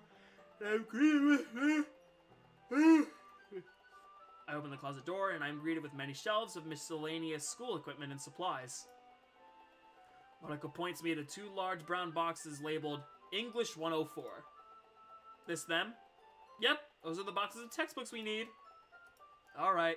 I grab one and place it on a nearby table and reach to grab the other one. Monica walks inside and tries to grab the box I left on the table. Why is this pretty heavy? Monica struggles to lift the box up. Set it down. Huh? I didn't stutter. Set it down. She complies. I grab the other box of the darkened and cold cement floor, placing it atop the other box. You're gonna lift both of those yourself? Why not? They're both heavy. And they're only about... I flick one of the sides of the bottom box with my index finger. 50 pounds each? Are you sure you don't need me to grab one? I grab the bottom box, making sure my back is straight. I secure my footing, bend my knees slightly, and push myself back up. Both boxes are now in my grasp. Whew, alright, let's go. You're actually pretty strong, Diverse. Well, I have lifted a lot of heavy equipment before, but that doesn't mean I am able to sit here and talk about how your day was. Please, let's go back to the club room now. Right. Monica was concerned that I was carrying too much at one time. This is nothing. I carried a lot of gear back and forth. Some even across several miles. You need to be able to hold your own and carry necessary supplies from point A to point B. Whether it's from school to home, or from the wilderness to safety. Being physically sufficient during desperate times really helps relieve some captivating stress. We arrived back at the club room where I helped Monica put away the new textbooks. Before we ended my little mule session, she stopped by another classroom and got some extra supplies for more posters. Apparently, Sayori had gone around and started to hang up some of the posters she already completed. Whew! We got all that done. Why you are Why are you fuming, Monica? I'm the one who did all of the heavy lifting. I really appreciated that. Such a big help to the club. That a fact? Yep. I can tell why the other girls have taken a liking to you. Huh? I can't believe that just came out of my mouth. It didn't sound the way I intended it at all. I think I got the point you were trying to make. Thank God. I don't ever like to be the person that makes things awkward. I think that position is already filled by what? I think that position is already filled by Sayori. She is quite the little silly ball of sunshine we have. She really enjoys your company. I lean back onto one of the desks and keep my attention driven on Monica. And it's not like I can disagree with her either. If that makes any sense. So you're saying you like spending time with me? It is a pretty blunt way of putting it, yes. I don't like to sugarcoat things. It just makes the truth so much more disdainful. I see. Monica looks at me with gleaming eyes. Wait. I've seen this facial expression before. Monica just continually looks more and more familiar. I can't seem to shake this eerie feeling. Everest, are you okay? Oh, me? Yeah, I'm okay. You were spacing out pretty hard there all of a sudden. Yeah, sorry about that. I guess I stopped myself. I just got consumed in self-thought for a moment there. Oh. Don't worry about it. Are you sure? You look a little upset.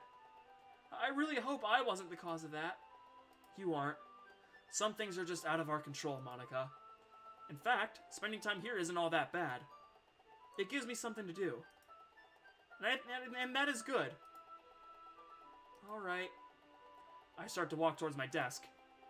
Oh, Monica? Yeah? The feeling was reciprocated.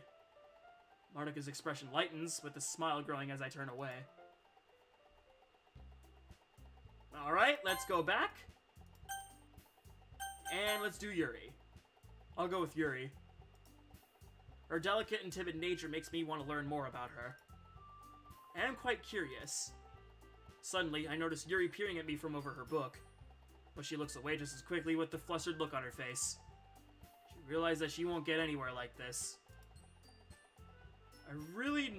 I've never really seen Yuri approach anyone or start a conversation on her own accord. So I have no choice but to approach her myself.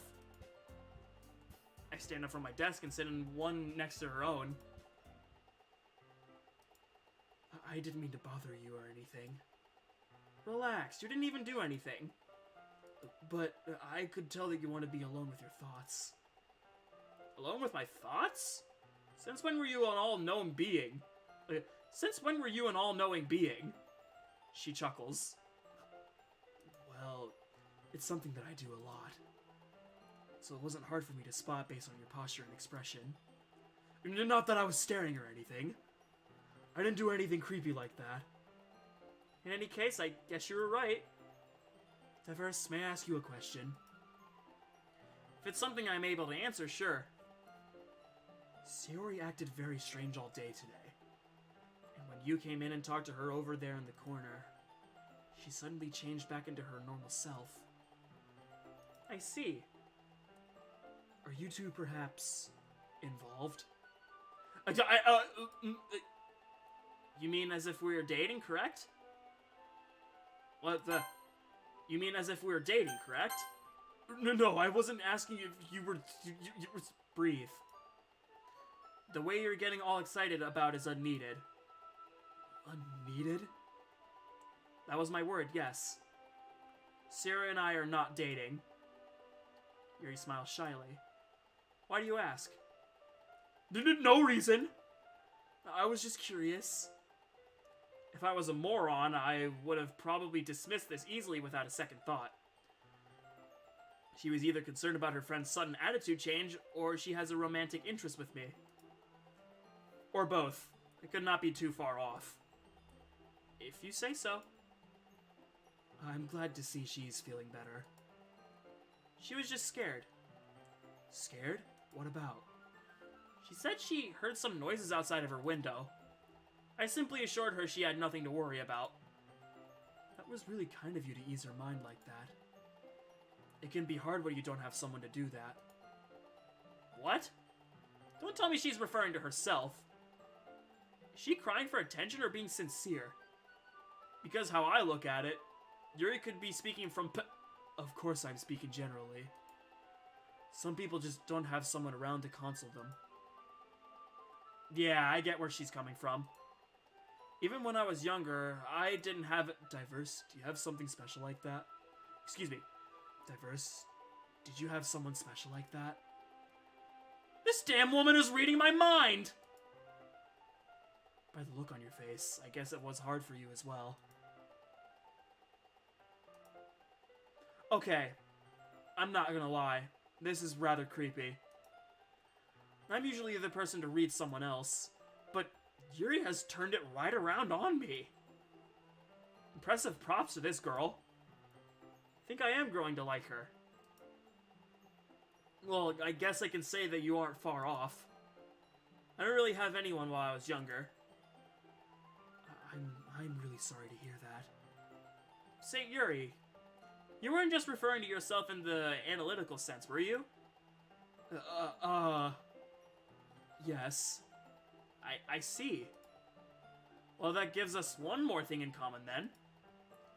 But weren't your parents around to be your support network? No. In fact, they were too busy with their work and they never really... Yuri cuts herself off, realizing she said too much. Faces of immediate regret. She fumbles with her words. I'm gonna have to save this situation again. You need not speak further, I understand. My parents weren't around much for me either. Correction, parent. Parent? So you only had one? I never knew my mother. So only your father was around?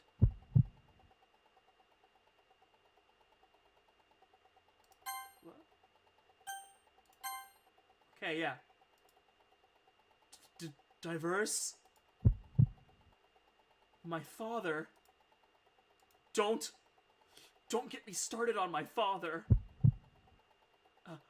I snap back into reality. I realize that my fist has been balled up, and I'm gripping the side of the desk as hard as I can. I release my grip and look at Yuri. I don't like to talk about my father. I'm sorry if I scared you or caused you any concern. I see. I'm sorry to bring that up. It's fine. I can tell I made Yuri very uneasy from that. I can't really blame her either. That part of my life is one I wish to forget. And sometimes, it brings out the worst in me. Anyway, as long as we're here, why don't we do some reading? Well, as long as you're okay with it. Yeah. I should be taking my mind off this whole thing anyway. So let's get started. Yes, let's. Actually, I have a request. Do you mind if I make some tea first? No. Thanks very much. If there's one thing that can make my reading time here any better, it's a nice cup of tea.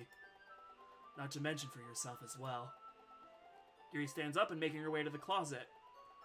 I follow and watch as she retrieves a small water pitcher from the shelf, the kind with a filter inside. Can you hold this for a second? Alright. Yuri hands me the water pitcher and also fetches an electric kettle. I'm gonna plug this in at the teacher's desk, and then we'll go get some water. She walks past me and sets the kettle down on the teacher's desk. I simply watch her movements. To my surprise, the way she moves really contrasts her speaking mannerisms. Especially because of her long legs. Yuri appears elegant and methodical. Okay, may I have the water pitcher? Thanks, I'll be right back. Do what you need to do. Would you like to come with? I don't see a reason I need to, but sure. Where are you two off to? Monica approaches us from one of the desks in the front of the room. Yuri's gonna refill the water pitcher. She plans to make tea. Oh, okay. Sorry, I was just a bit curious. That's kind of a one-person job, isn't it? Monica, please mind your own business for once. Or do you want to tell me there's something wrong with helping involve Diverse in club activities?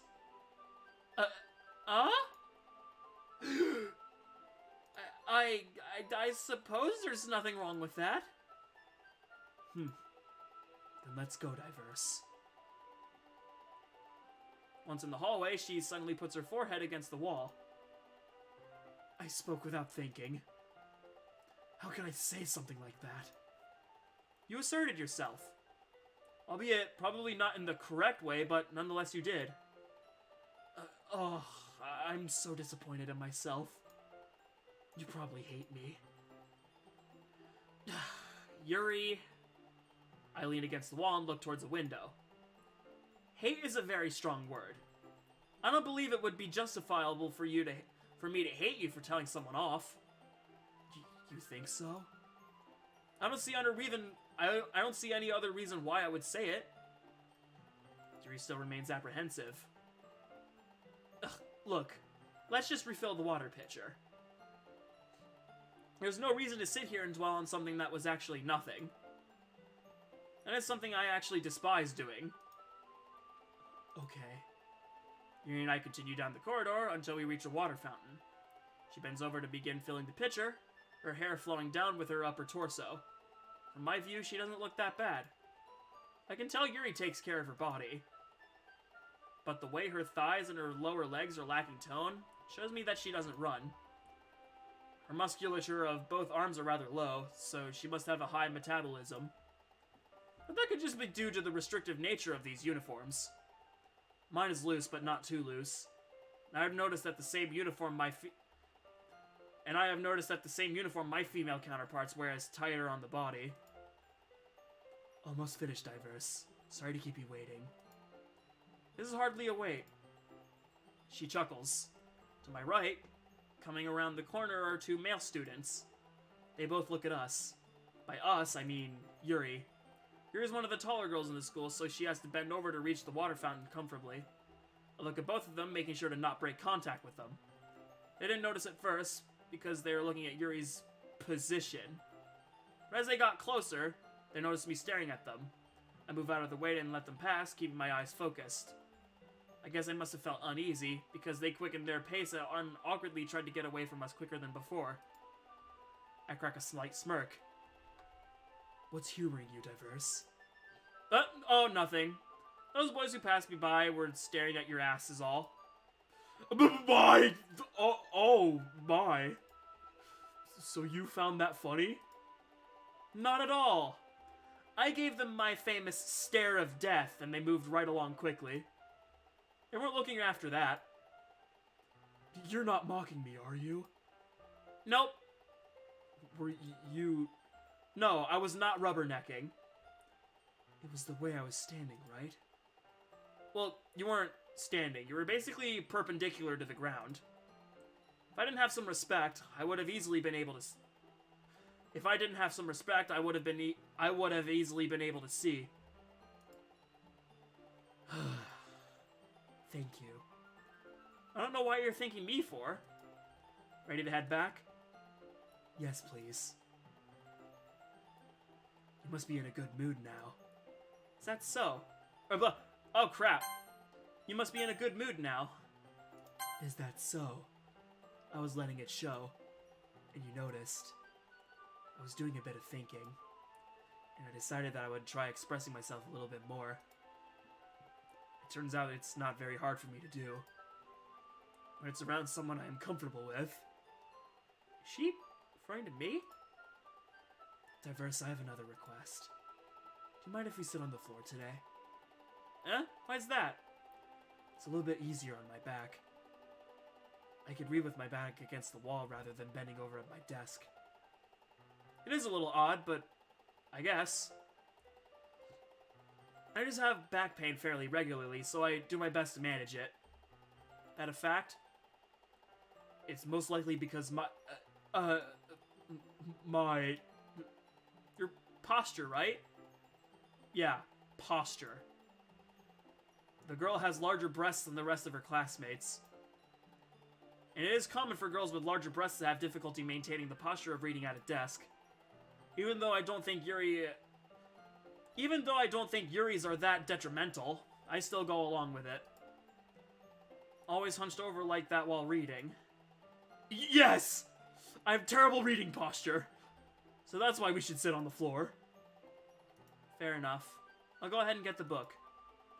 I retrieve the book from my bag. Yuri and I then sit along the wall, teacups at our sides.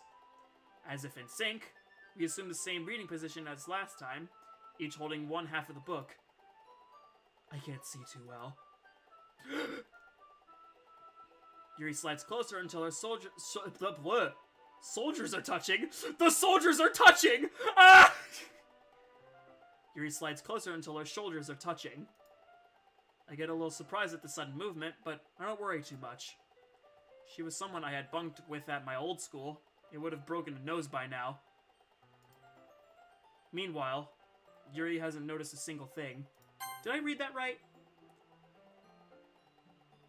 Oh, if she was someone I had bunked with at my old school, they would have a broken nose by now. Oh, okay. Meanwhile, Yuri hasn't noticed a single thing. She wears her intense reading expression. I can only presume the world around her has faded away. With that, we continue reading for a short while. It wasn't long before Monica called us back to our desks. Alright. And then, Natsuki. I'll go with Natsuki. I don't know if I'm going to regret this later, but I do want to know more about her. However, I feel I am going to have to be dealing with her attitude quite a lot. Hey, you. Huh? I look up to see Natsuki next to me. Are you just gonna sit there and keep staring at nothing? There isn't that much time, so... Sorry. It's not like I'm worried. I was just... Natsuki glances down at her side. She's holding a volume of manga in her hand. So, you want me to read with you again today? Don't think that I was waiting for you or something. You just look like you weren't doing anything. You're correct. I wasn't doing anything. Well? Are you gonna ask me something? I don't do well with people just assuming and demanding things from me. Ugh, fine. Would you like to read with me again today? Sure. I stand up almost immediately after accepting. Don't get too excited. I just didn't really want to sit around doing nothing. And the other girls are busy, so I guess I had to resort to you. What? And the other girls are busy, so I guess I had to resort to you. Yeah, same. Natsuki stops herself before she speaks again. I can tell my response was sort of impacting.